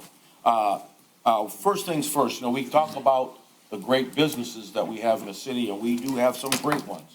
But we also have some businesses that really, really just don't care about the rules, okay? I spent last week looking at things and calling different, calling the DPW, calling ordinance, calling building engineering. Our businesses need to have their site plans reviewed. We got businesses that don't even have enough parking for their employees, let alone for the work that's coming in, okay? Parking cars all over the street that need to be worked on. Those are public roadways for people to park on, not for cars to be worked on. Or transport vehicles parked in the center lane on Van Born unloading cars at 11:30 at night. They don't care about the rules. Once we give them the green light for these, their business license, then all of a sudden it's, okay, I can do whatever I want. Okay, and blocking off alleyways that they should not be blocking off. Ridiculous, okay? And this is the sort of thing that I'm fighting against, okay? That, yes, the businesses are great, but then you go down Warren and you've got nothing but sandwich boards lined up along the road. It looks horrible, violating all the signage laws that we have, okay? I mean, a big enough sign up there that says what they are. They don't need to have these sandwich boards lined up all the way down Warren. So we can talk about bringing businesses in, but the businesses that come in need to respect our laws and our ordinances.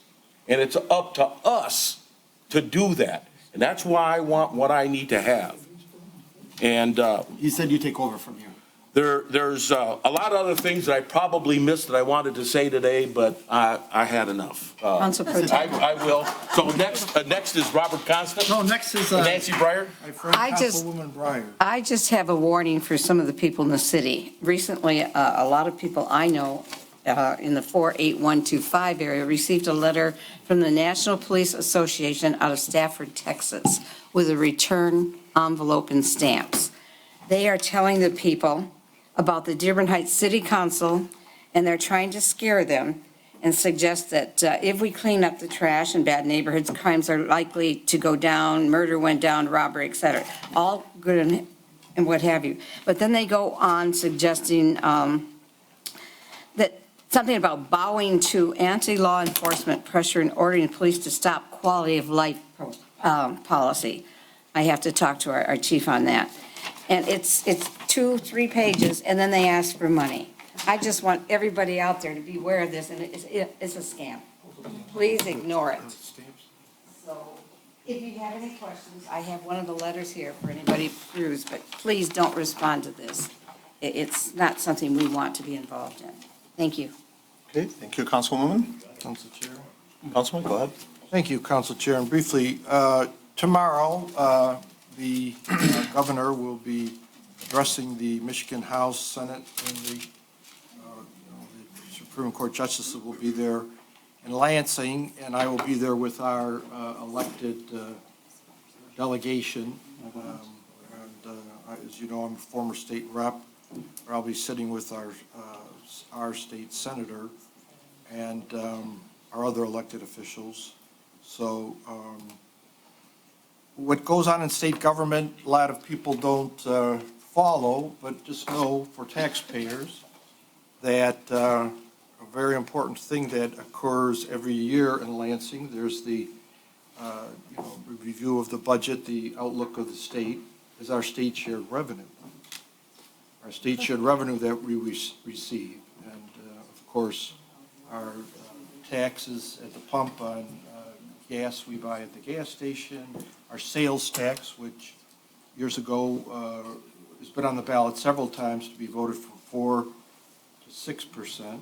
When I was in the legislature, Governor Snyder had a proposal that was voted on to go from 6 to 7 cents, which failed the voters. So what goes on in Lansing and our state government affects our pocketbook. Okay. And then briefly,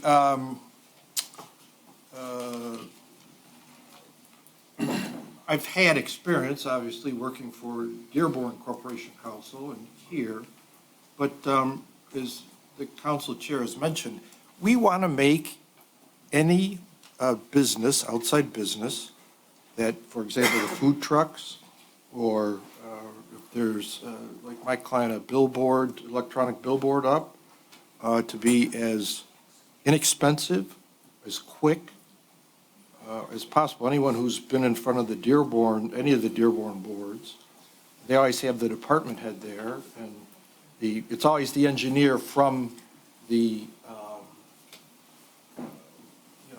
proposal I represented years ago, the big tank farm off part in Dearborn, part in Detroit.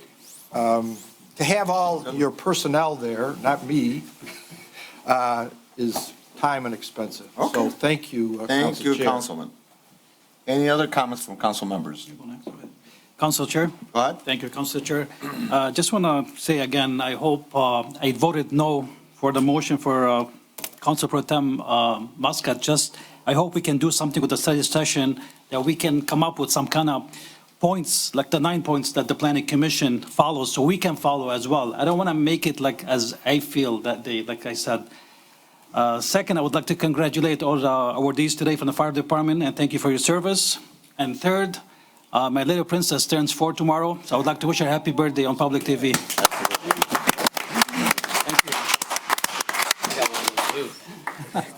Who's good way to spin it with the good way, huh? Great ending. Yeah. Council Chair? Yes, Councilman. Thank you. First of all, I want to mention something that happened. Councilwoman Nancy Breyer brought up some things, and she was kind of ripped on bringing them up.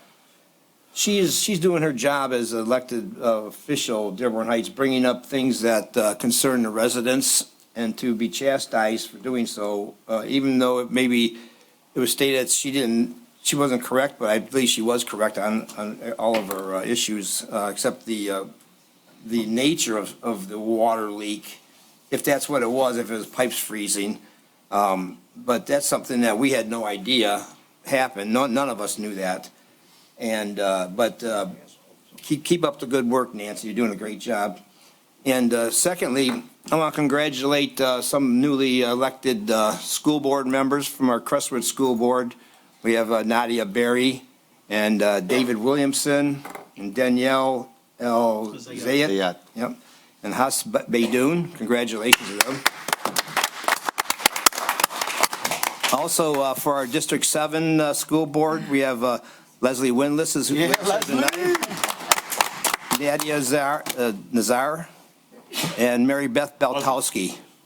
Congratulations to these three. What's that? Tanya Sterlini, too. Oh, yeah. From Tanya. District 7. She's still on there, Tanya? I asked her earlier. Just Okay, got on there. Yeah, She just Tanya. got Oh, yeah, elected. Tanya Sterlini. Congratulations, guys. Yeah. Also, I'd like to acknowledge something that's significantly that happened in the District 7 school board. Our new board president, LaTanya Gator, was elected or appointed president, the first African-American woman to hold that position. Congratulations. Very proud of you. And another thing, Leslie Windless here, this girl is something else. She has and is established and is organizing and running a neighborhood community food pantry in her yard. I mean, this girl is doing this on her own.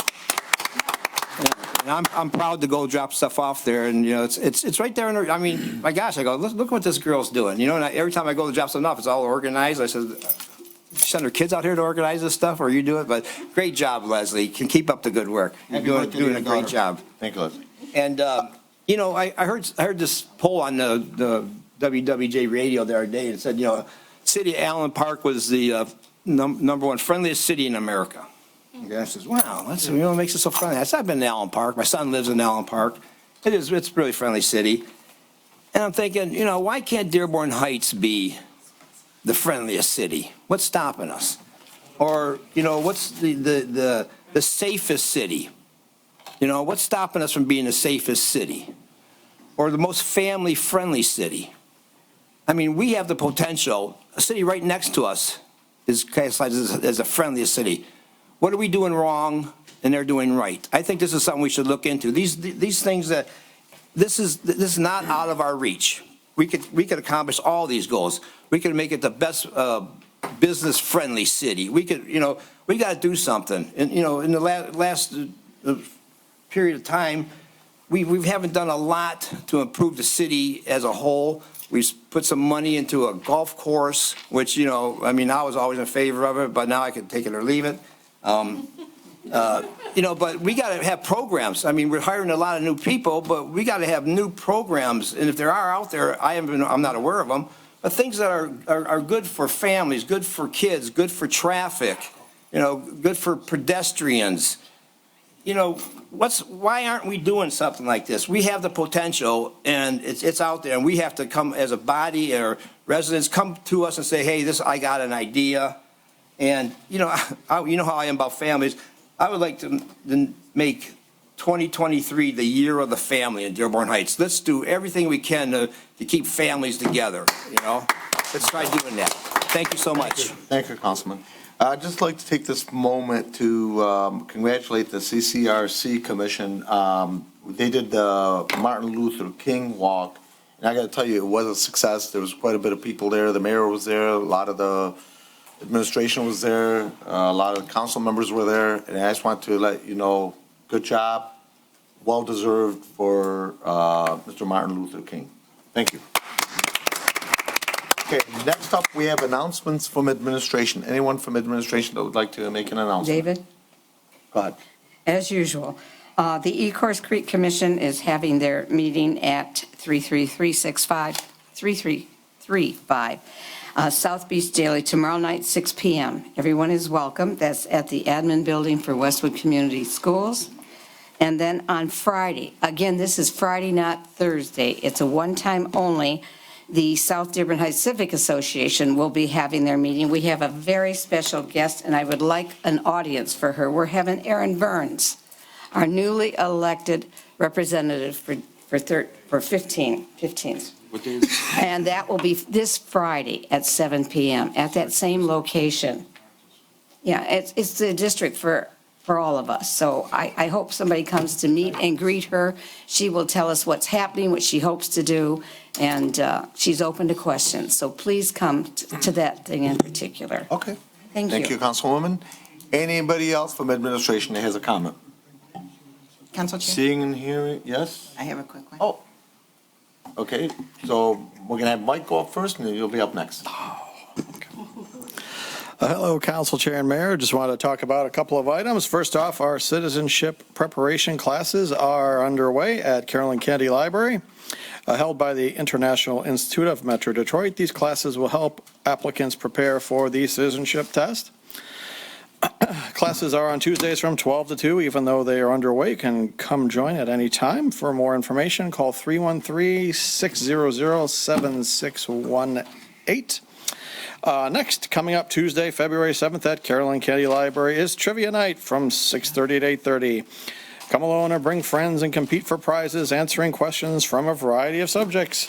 Games are played in teams, and Greg Turner will moderate. No registration is required, so come on out. I'm also happy to announce that the Dearborn Heights Libraries were awarded a grant through Rashida Tlaib's 13th District Projects Grant Program in the amount of $206,000. Yes. The grant will be used to supplement Great Crates funding, English and foreign language books and media, and upgrade computer infrastructure, among other things. More details will be coming up in future meetings. That's all for now. Thanks for your time, and see you at the library. Director Mike McCaffrey, thank you so much. I believe my wife is on here, and you said there's trivia night. She was. I gotta go on a quick date. What day is that? It's Tuesday, February 7th. Sorry, it's a Tuesday. Oh my God, so we can't even be there? It's February 7th. Well, I don't know. Dave, don't put anything up for Study session. We have a study session. Too long What study time is session. it? 6:30, 8:30. Sorry, Well, guys, maybe my you'll get wife's there gonna by come 8. first. Council Chair, I have a question for the director. Go ahead. It's kind of a little bit serious question. You know, all the controversy going around about the content of the library, the different books and things. Are we being proactive on that situation? Have you done anything as far as that We have a goes? process in place, should someone want to contest anything, but it's a process that goes through a variety of steps to address any issues. Okay, so if someone does have an issue, they just approach you or someone on your staff? Yeah, it's a very detailed process. We expect the person submitting the request to have a large degree of information about the item that they're contesting. Yeah, so that's how that would go. I figured you'd have it. All right, thank you. Okay. You're welcome. Thank you, Director. Thank you. Next up is our city clerk. Come on up. Hi, can I do it right here? Oh, you can do it from there. Why not? Just real quick, it's 2023, a quick update on elections. We do have, as indicated in our charter, local elections this year, every odd year. So we will have three seats up. We do not have the information yet from the state, so we're waiting on dates. As soon as we get those, we'll let you know. And then I just wanted to read something that was online. We are saddened to learn that the passing of our brother, Richard Macy. Richard served the Dearborn Heights City Police Force with honor for 25 years before retiring as a lieutenant and was widely respected by his colleagues. He died last Thursday at the age of 75. Can we have a moment of silence, please?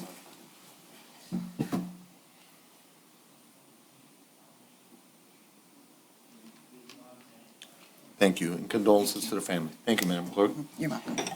Anybody else from administration? Seeing and hearing none, and nobody online. Next up, we have public comments from the audience. You will have 3 minutes. 3 minutes. Please come on up, state your name, city, and street. My name is Michael Hazimi, Dockstader in Dearborn Heights.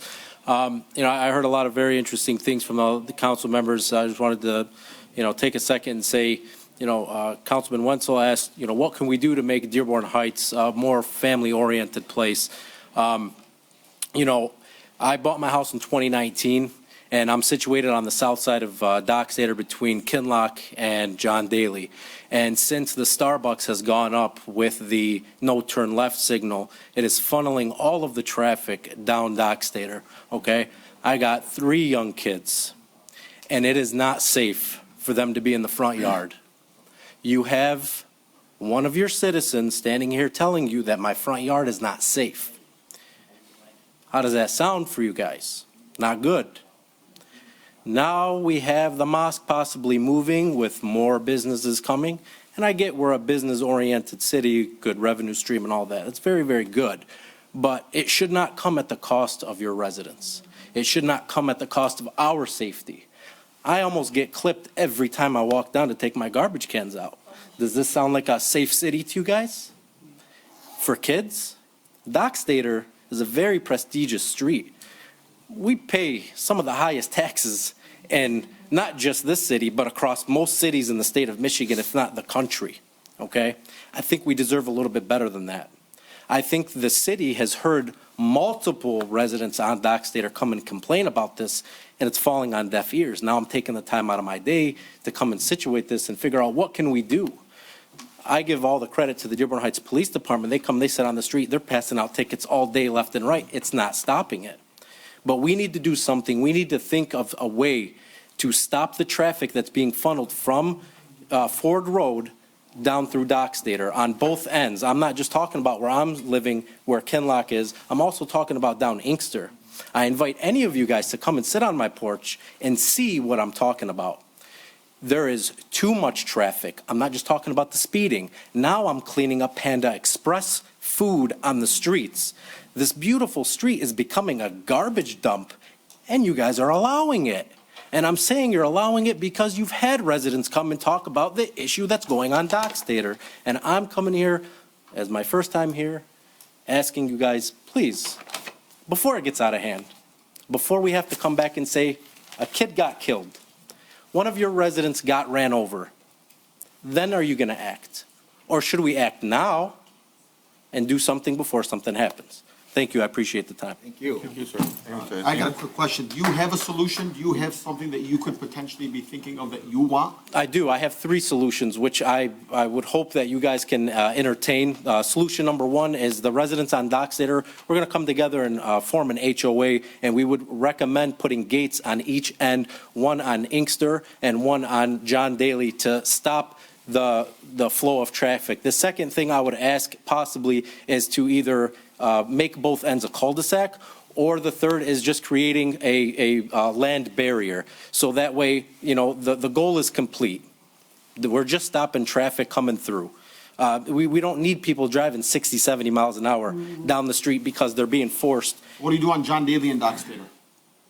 What do you do on John Daly and Dockstader? You mean John Daly and Ford Road? No, John Daly and Dockstader. If you want to close on one side off of Kinlock and Dockstader, you want to close on Inkster and Dockstader. It would be a dead end towards Kinlock, so the people who are not flying trying to get back onto Ford Road, and it You're would be saying close on each end. close on each end. You keep Amboy open, you keep John Daly open, so that way our emergency services can get to us if they need, so that way they can clean the streets. All I'm saying is you got to block the 2 ends because the traffic that's coming down there, the garbage that's piling up, it's not safe. If people do not have an outlet, they will not be going down those streets. And Dockstader will then come back to this once very calm, very quiet, prestigious street that does not have sidewalks because we do not want that much traffic.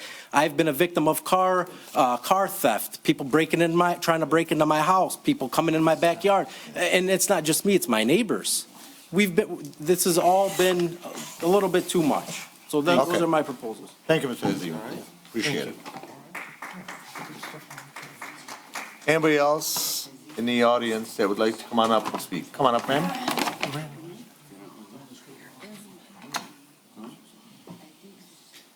Hi, So, city, street, name, please. Katie Smith. We're just going to go Dearborn Heights, Inkster, Romulus. That's fine.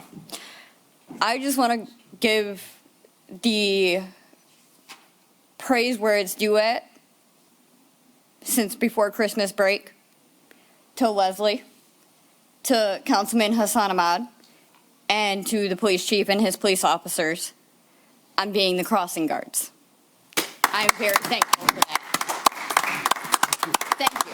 I'm sorry, before you go, it didn't end yet. Actually, we were talking with the councilwoman Nancy Breyer. I mean, we're gonna be volunteering more in different schools too, because it's across the city, so it didn't stop I there. just want you to add on to that. I believe Councilwoman Breyer and Councilman Constant both actually said that they want to take on the initiatives to do it as well. So I just wanted to recognize them as well because I know that they're in their heart, they want to come out and do it as well. So I just wanted, because I know they both reached out to me. Here it is. Now everybody wants to do it, including I think everybody needs to do it. And they both started it. Yes. So Thank they're you the very much. initiators, so thank you guys. Very, very sorry for the loss.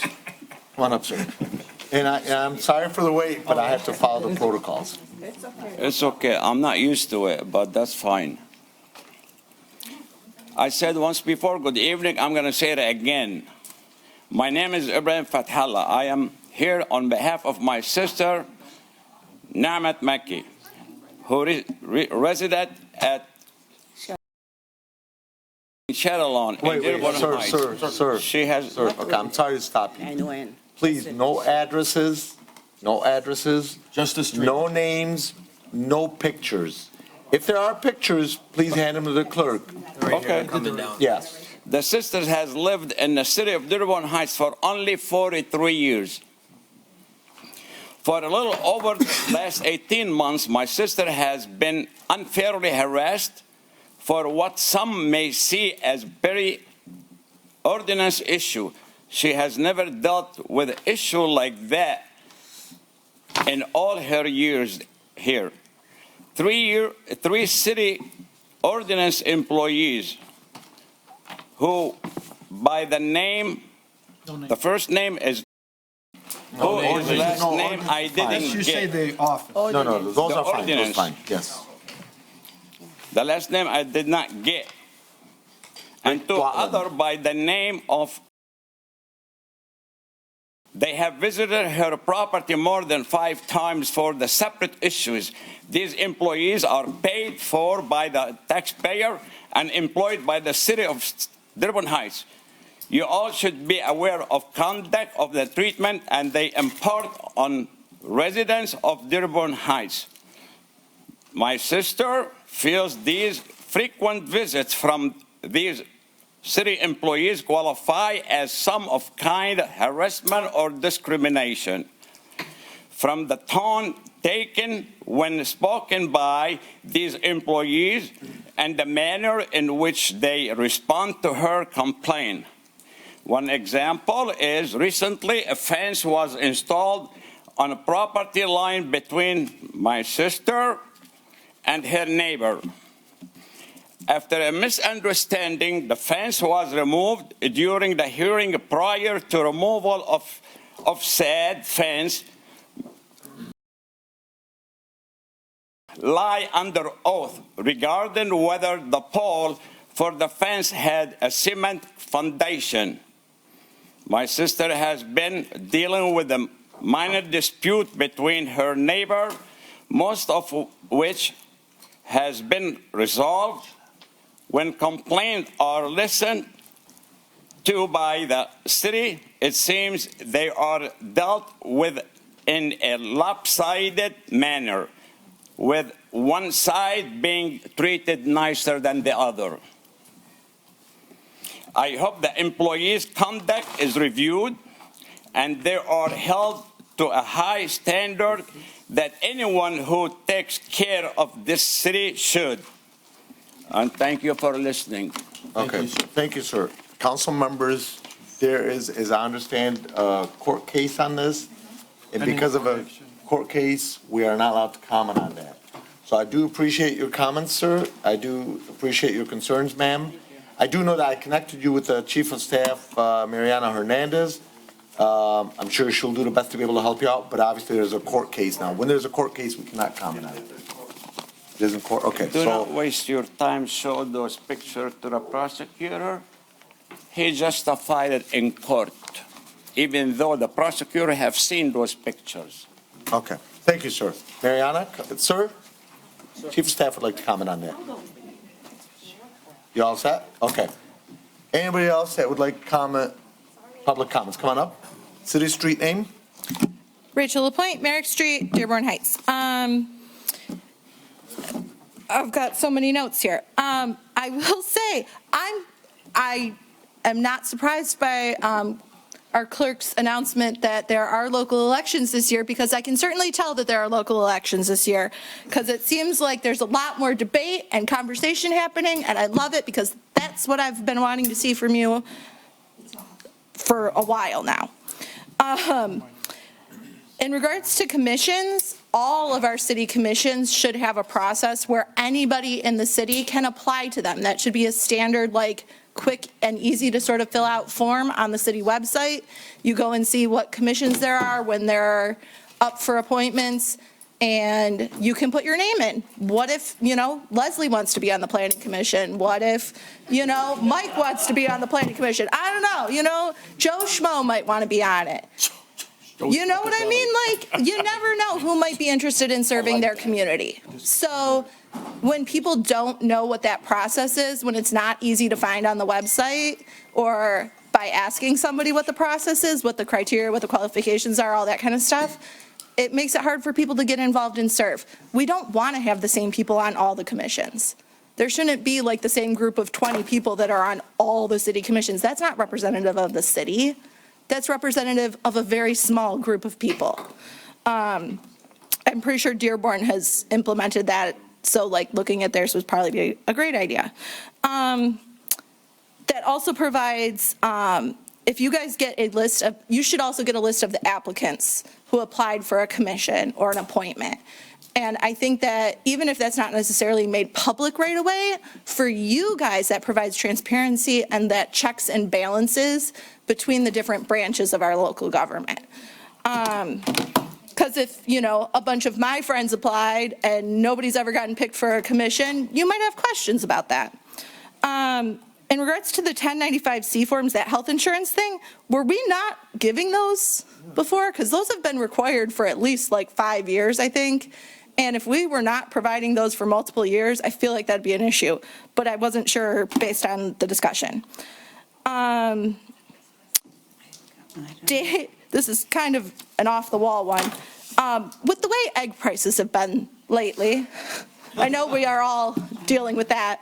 Last year, Dave, when we were discussing the tree ordinance, you said that people should be able to do what they want on their property.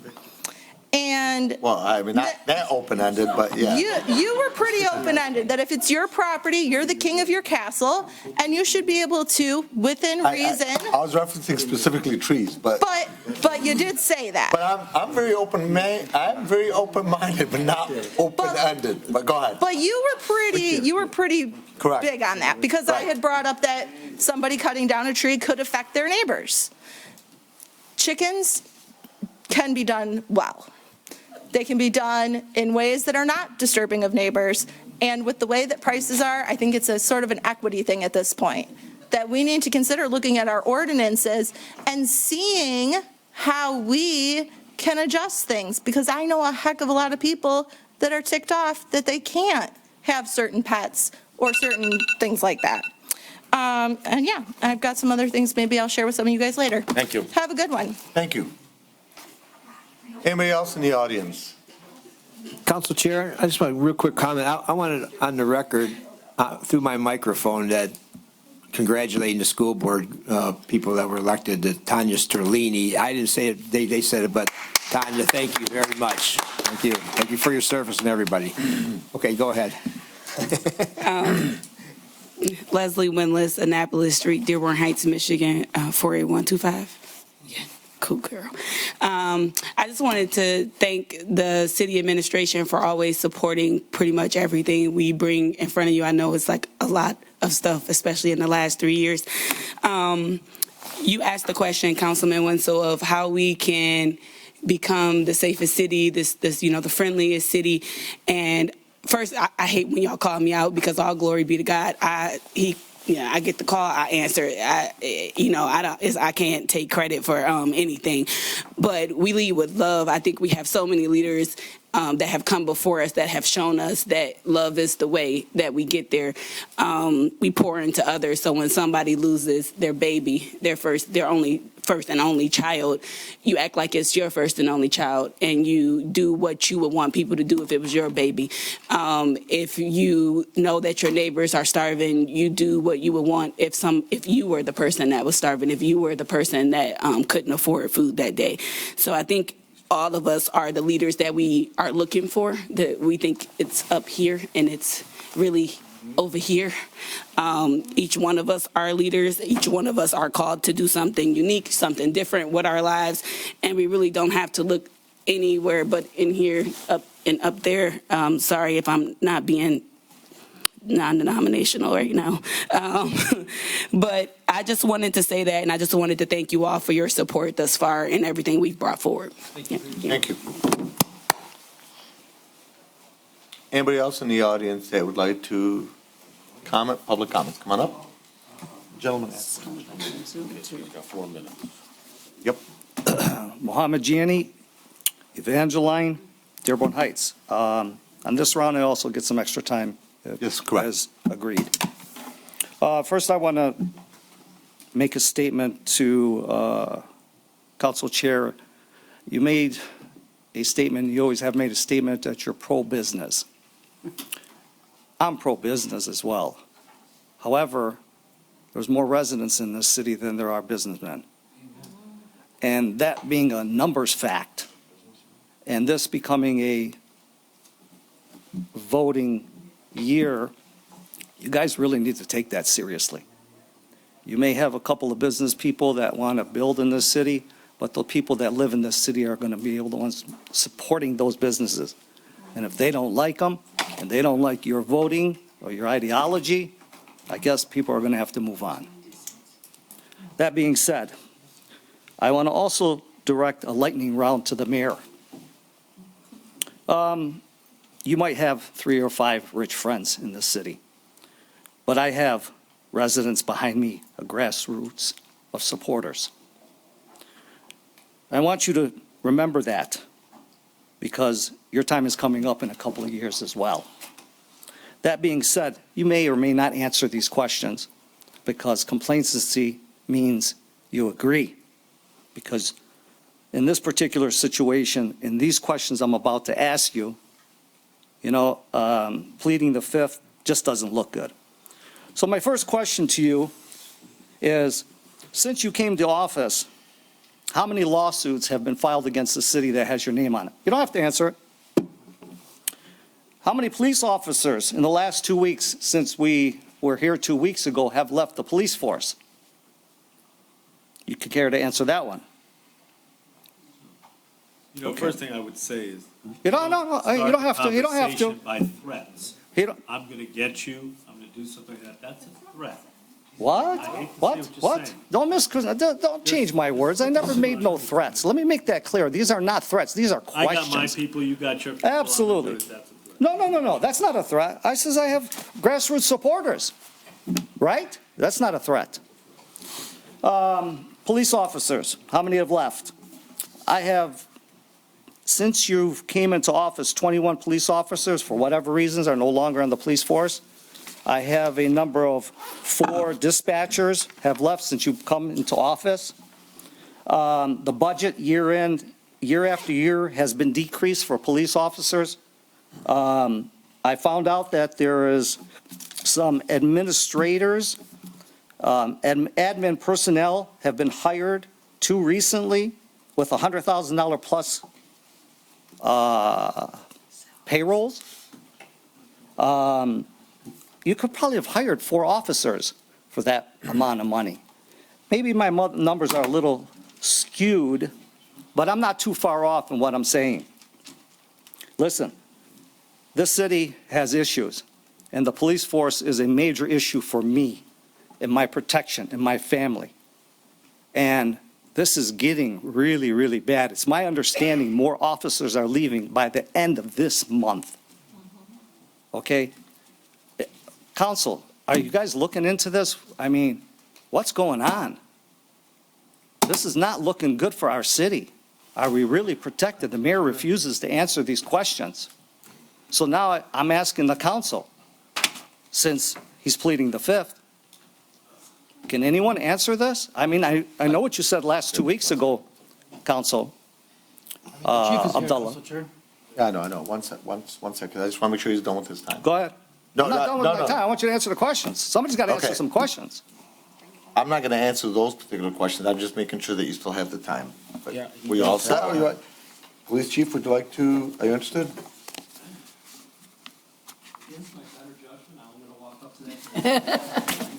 I would appreciate it. Thank you, Chief. Very Okay. good. Public comment, not public question and answer. Thank you, Chief. Public cheering squads. Clearly, there's been information that's been shared with people tonight, so I ask why. And I think you should ask yourself that, right? Why? Why are somebody coming up here and saying these things? Is it helping our recruiting efforts? No. Just behavior tonight helping our recruiting efforts? If we have prospective candidates watching these meetings? We've had a significant amount of people leave the organization. When I started here 10 and a half months ago, 7 openings. Many of them in the dispatch center as well. Okay? People are leaving for communities where they're making more money that don't have a defined benefit retirement. If there were no openings and a staffing shortage in law enforcement, would they be going? I'm not going to call out my colleague communities, but there are many, many very fine communities like ours who are down double-digit police officers. This isn't helping our recruiting efforts. When people say things like ACAB and F the police, that doesn't help our recruiting efforts. Right? So this silliness that's going on, why? Because we're working hard to recruit. We have people that we're going to hire next week. We have many more applications coming in. My bigger question is why? Why? Right? So I'll leave it at that, because I'm building one awesome police department right now. Change is hard for some people. It really is. A lot of departments that they're going to, that's our destination. You're frustrated tonight because you lack policy and procedure on certain things. Imagine running a police department where some of the most essential policies and procedures are missing. Or talking to an HR director where nothing's written down. We don't even have an exit policy when someone leaves the organization to ask those questions why. So I'm doing them. Right? Why? This isn't helping at all. Thank you, Chief. Yep. I'm going to answer why. I'm going to answer the police chief why. The reason why is because the citizens, first of all, we praise the police force. We have nothing against the police force. The question of why is why aren't they getting more support from this administration? That should be the question why. Not because of I'm standing up here and bringing it to the public of what's going on behind the scenes. I'm not causing a problem. I'm causing a reaction, how I look at it, because I'm a concerned citizen and I don't feel protected in the evenings because we are shorthanded. So that's the reason why. Okay, thank you, sir. Appreciate it. Anybody else in the audience? Come on up. And I see the two people on Zoom. You will be up right after the public comments here. Wait. Yeah, go ahead. Oh, go ahead, Mrs. Up. She wanted to talk, she could. Were you up next? No, I just want to be in line. Yeah, She's absolutely. in line. Hassan Saab, John Daly, Dearborn Heights. Just want to put something on the record with Mr. Zohair that he said about DTE for Mr. Issa. Mr. Issa paid for the transformer to be removed and place that it's at. I was there, he paid DTE. It was an amount of over $37,000. He paid that out of his own pocket, his own checkbook. That's number one. Two, as for the transformer, it's sinking. That's a DT issue. They put it there. They installed it. It's not something you can move yourself or do, Nancy. They came out there twice. It's within tolerance. It's got 2 feet of extra loop in there. If it does stink, they'll come out and adjust it. When they turn it on and it's operational, it vibrates. The ground's wet. It's sinking. But that slab is about 13 inches thick. It's fine. It was not when I saw it. No, I'm sorry. No, I saw it's sinking, and DT is well aware of it. But they're okay with it. You're not an electrical engineer. They have planners that came out there and looked at it, and they're fine. I was married to one. And then as for the golf carts, Revive leased those golf carts through their company. City did not pay for nothing. We were there at the delivery. And then one more thing, I want to give a shot, honestly, where credit is given to Councilman Dave and Tom Winslow about the Planning Commission. It's not an easy effort, and you don't base your judgment on emotions. It's not. You got facts in front of you, a city consultant and an attorney, and they're there advising you on the decisions you make. It's not based on what people's feelings are. It's the law is the law. And that's what that is. And as for the police department, the department's had some scumbags they let go, honestly. Okay. And stop, and no, it's public comment. But no name calling, though. It's not name calling. It's protected speech. Scumbag. I'm not calling nobody by name. Okay. They let them go, and there's a reason why. Like the chief said, there's no policy in place. They were out there doing their own thing that they wanted to do. And change is coming. Some people can accept change. Thank you. Okay, thank you, sir. Anybody else in the audience as a public comment? Okay, come on up. Now, obviously, like I usually do, are you speaking as chief of staff or as a resident? I am. I apologize. I missed the department head portion of the public comment, but I am Mariana Hernandez, Chief of Staff, and I just wanted to remind everybody that our ARPA survey is available on the city website. You can just go in and click ARPA in the search box, or just type Dearborn Heights government/ARPA, and it will appear. We are looking to get as many responses from all of our residents before, hopefully, our public hearing on February 15th. It's not official yet. I'm still trying to finalize the location, but we're aiming for February 15th public hearing, but we need to hear the input of our residents. So I encourage everybody to please go in and give us some feedback. It's a very short survey. It only takes 5 minutes. If you need help, please stop by the mayor's office and we can guide you towards the right link for it, or even fill out the survey for you. Okay, and for those that are not familiar, we received federal funds, ARPA funds, a little bit over $24 million that is available for us as a city to spend. And the administration is asking for communication and input in the survey from the residents so that the administration / city council can go in a direction that is aligned with what most of the residents want. So that's what that is. Okay, next up, city street name, sir. Excuse me, Mr. Chair, I didn't get a chance to call you because certain things took place here, but I may need some more time. I apologize, but you know the policy. So out of respect, I'll give you an extra 30 seconds. Go ahead. Bear with me because this meeting is running my tank low, so I may need to sit here and suck air for a second. So without any interruptions, this deal on the planning commission, when you start selecting a planning commission, I would like to see a background check done on some of these people. Just like every employee of the city has a background check. I think that should be recommended for all hirees and all personnel and people, in fact, people running for city council. Should have some sort of background check done on them, just to be fair.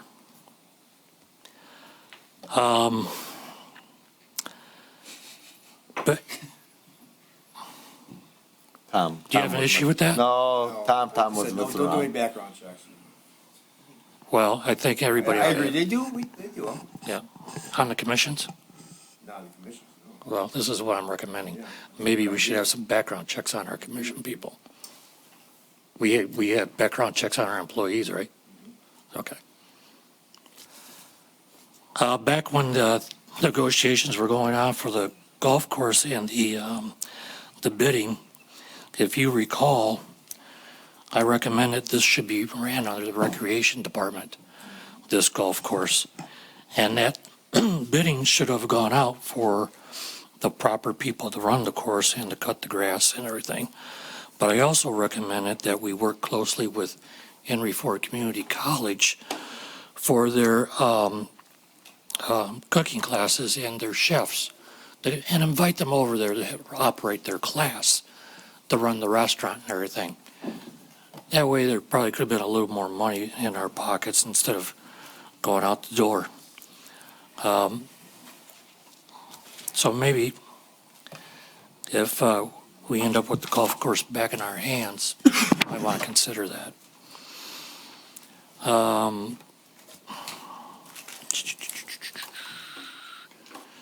The Ecorse Creek and the Stewardship Commission. Any word on those people? Are we going to have an Ecorse Creek Commission or a stewardship? Mr. Mayor?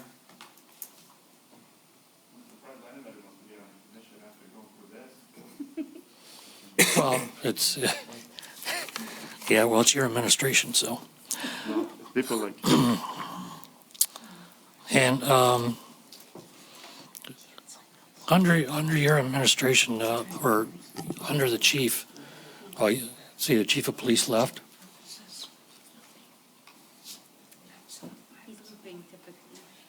Pardon me? He's looping? Oh, you expecting an issue?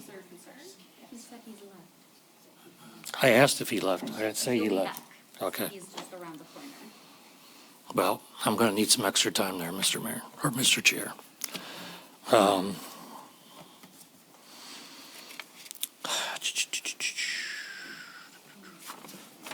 Anyway, my question is, excuse me? My question is for the chief and the mayor, how many officers have been hired since you've taken office?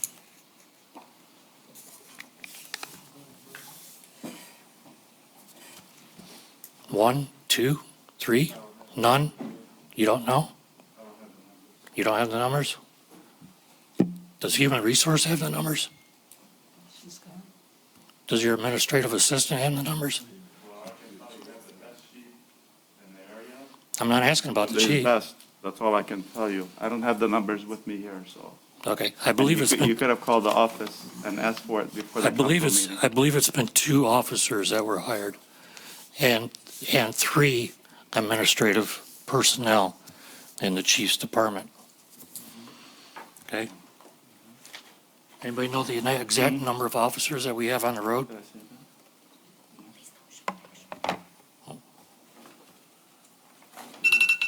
I'm going to show this picture.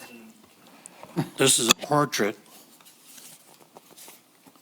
of the police department when I served over at the police department. And please don't zoom in on this because a few of them still work there. But at the time, to show you what our officers were like, we had 83 officers, Okay. 13 dispatchers. You're past the time with extra time, so please finish your sentence. I'm going as fast as I can there, sir. Okay. We had 83 officers, 13 dispatchers, 2 K-9s, 3 file clerks, 1 secretary, 2 custodians, and 1 emergency manager, for a total of 111 personnel in the police department. And I believe we're down to 40, if I'm not mistaken. It's sad. That is sad. And the question is, like the gentleman brought up, why are they leaving? Well, part of the problem is the salaries. Take a look at Westland, what they're offering their officers, and some of the other communities for starting officers, and Okay, you'll Vince, see. We're way past the time. I apologize. This meeting's gone on a lot longer. You drag out the meeting more by your But you're way, conversation. sir, you're way past the time. Vince, that's All right, enough. I'm past the time, but Mr. Chair, I would, like a gentleman said prior, it's time you listen to the residents and not the business people. Okay. We're the ones that pay the taxes. Thank you. I understand business people pay taxes. We're a bigger group.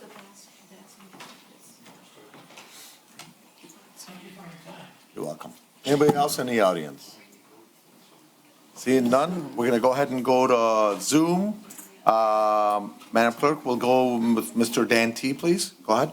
3 minutes. 3 minutes. And please state your name, city, and street. Thank you. Dan Totten, north of Angeline.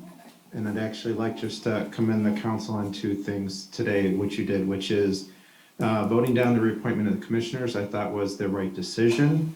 And I know there was a lot of debate about the other part, the points, but I do think you got it right in terms of it does belong in the council. I hear you in terms of the aspect of adding time, but I do think that one of the council members did mention process improvement could be used to streamline that to make sure that the businesses don't kind of walk away from it. So I do want to commend the commission for doing that.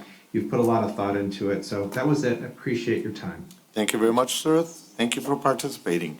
Next up on Zoom, I see Mr. Sam Alhaj, city, street, name, and 3 minutes. Hello, Council. Hello. Sam, it's Daily, Dearborn Heights, Michigan, Wayne County.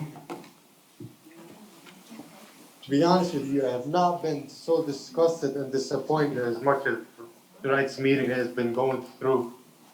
A lot of residents have been coming out, trying to discuss police department matter instead of them thinking the police chief was been, and excuse my language,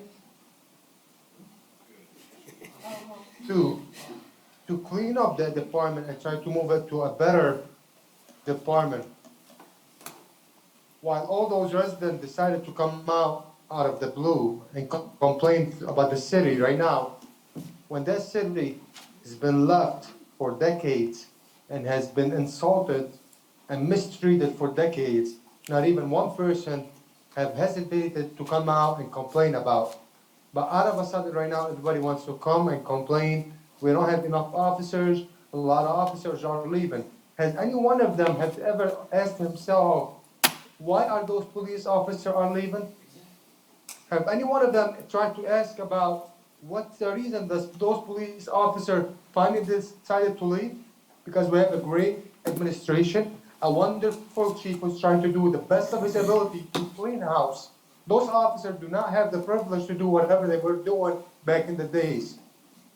And specifically to the 3 residents, and I'm not gonna mention no names, but they will eventually hear something probably as soon as tomorrow morning, because tomorrow morning, I'll be filing a complaint at the police department and at another agency where that huge problem has to be taken into consideration, where one in particular resident have came forward to me a few weeks ago, and he was circulating a picture of a crime scene with evidence that were passed to him from the police department.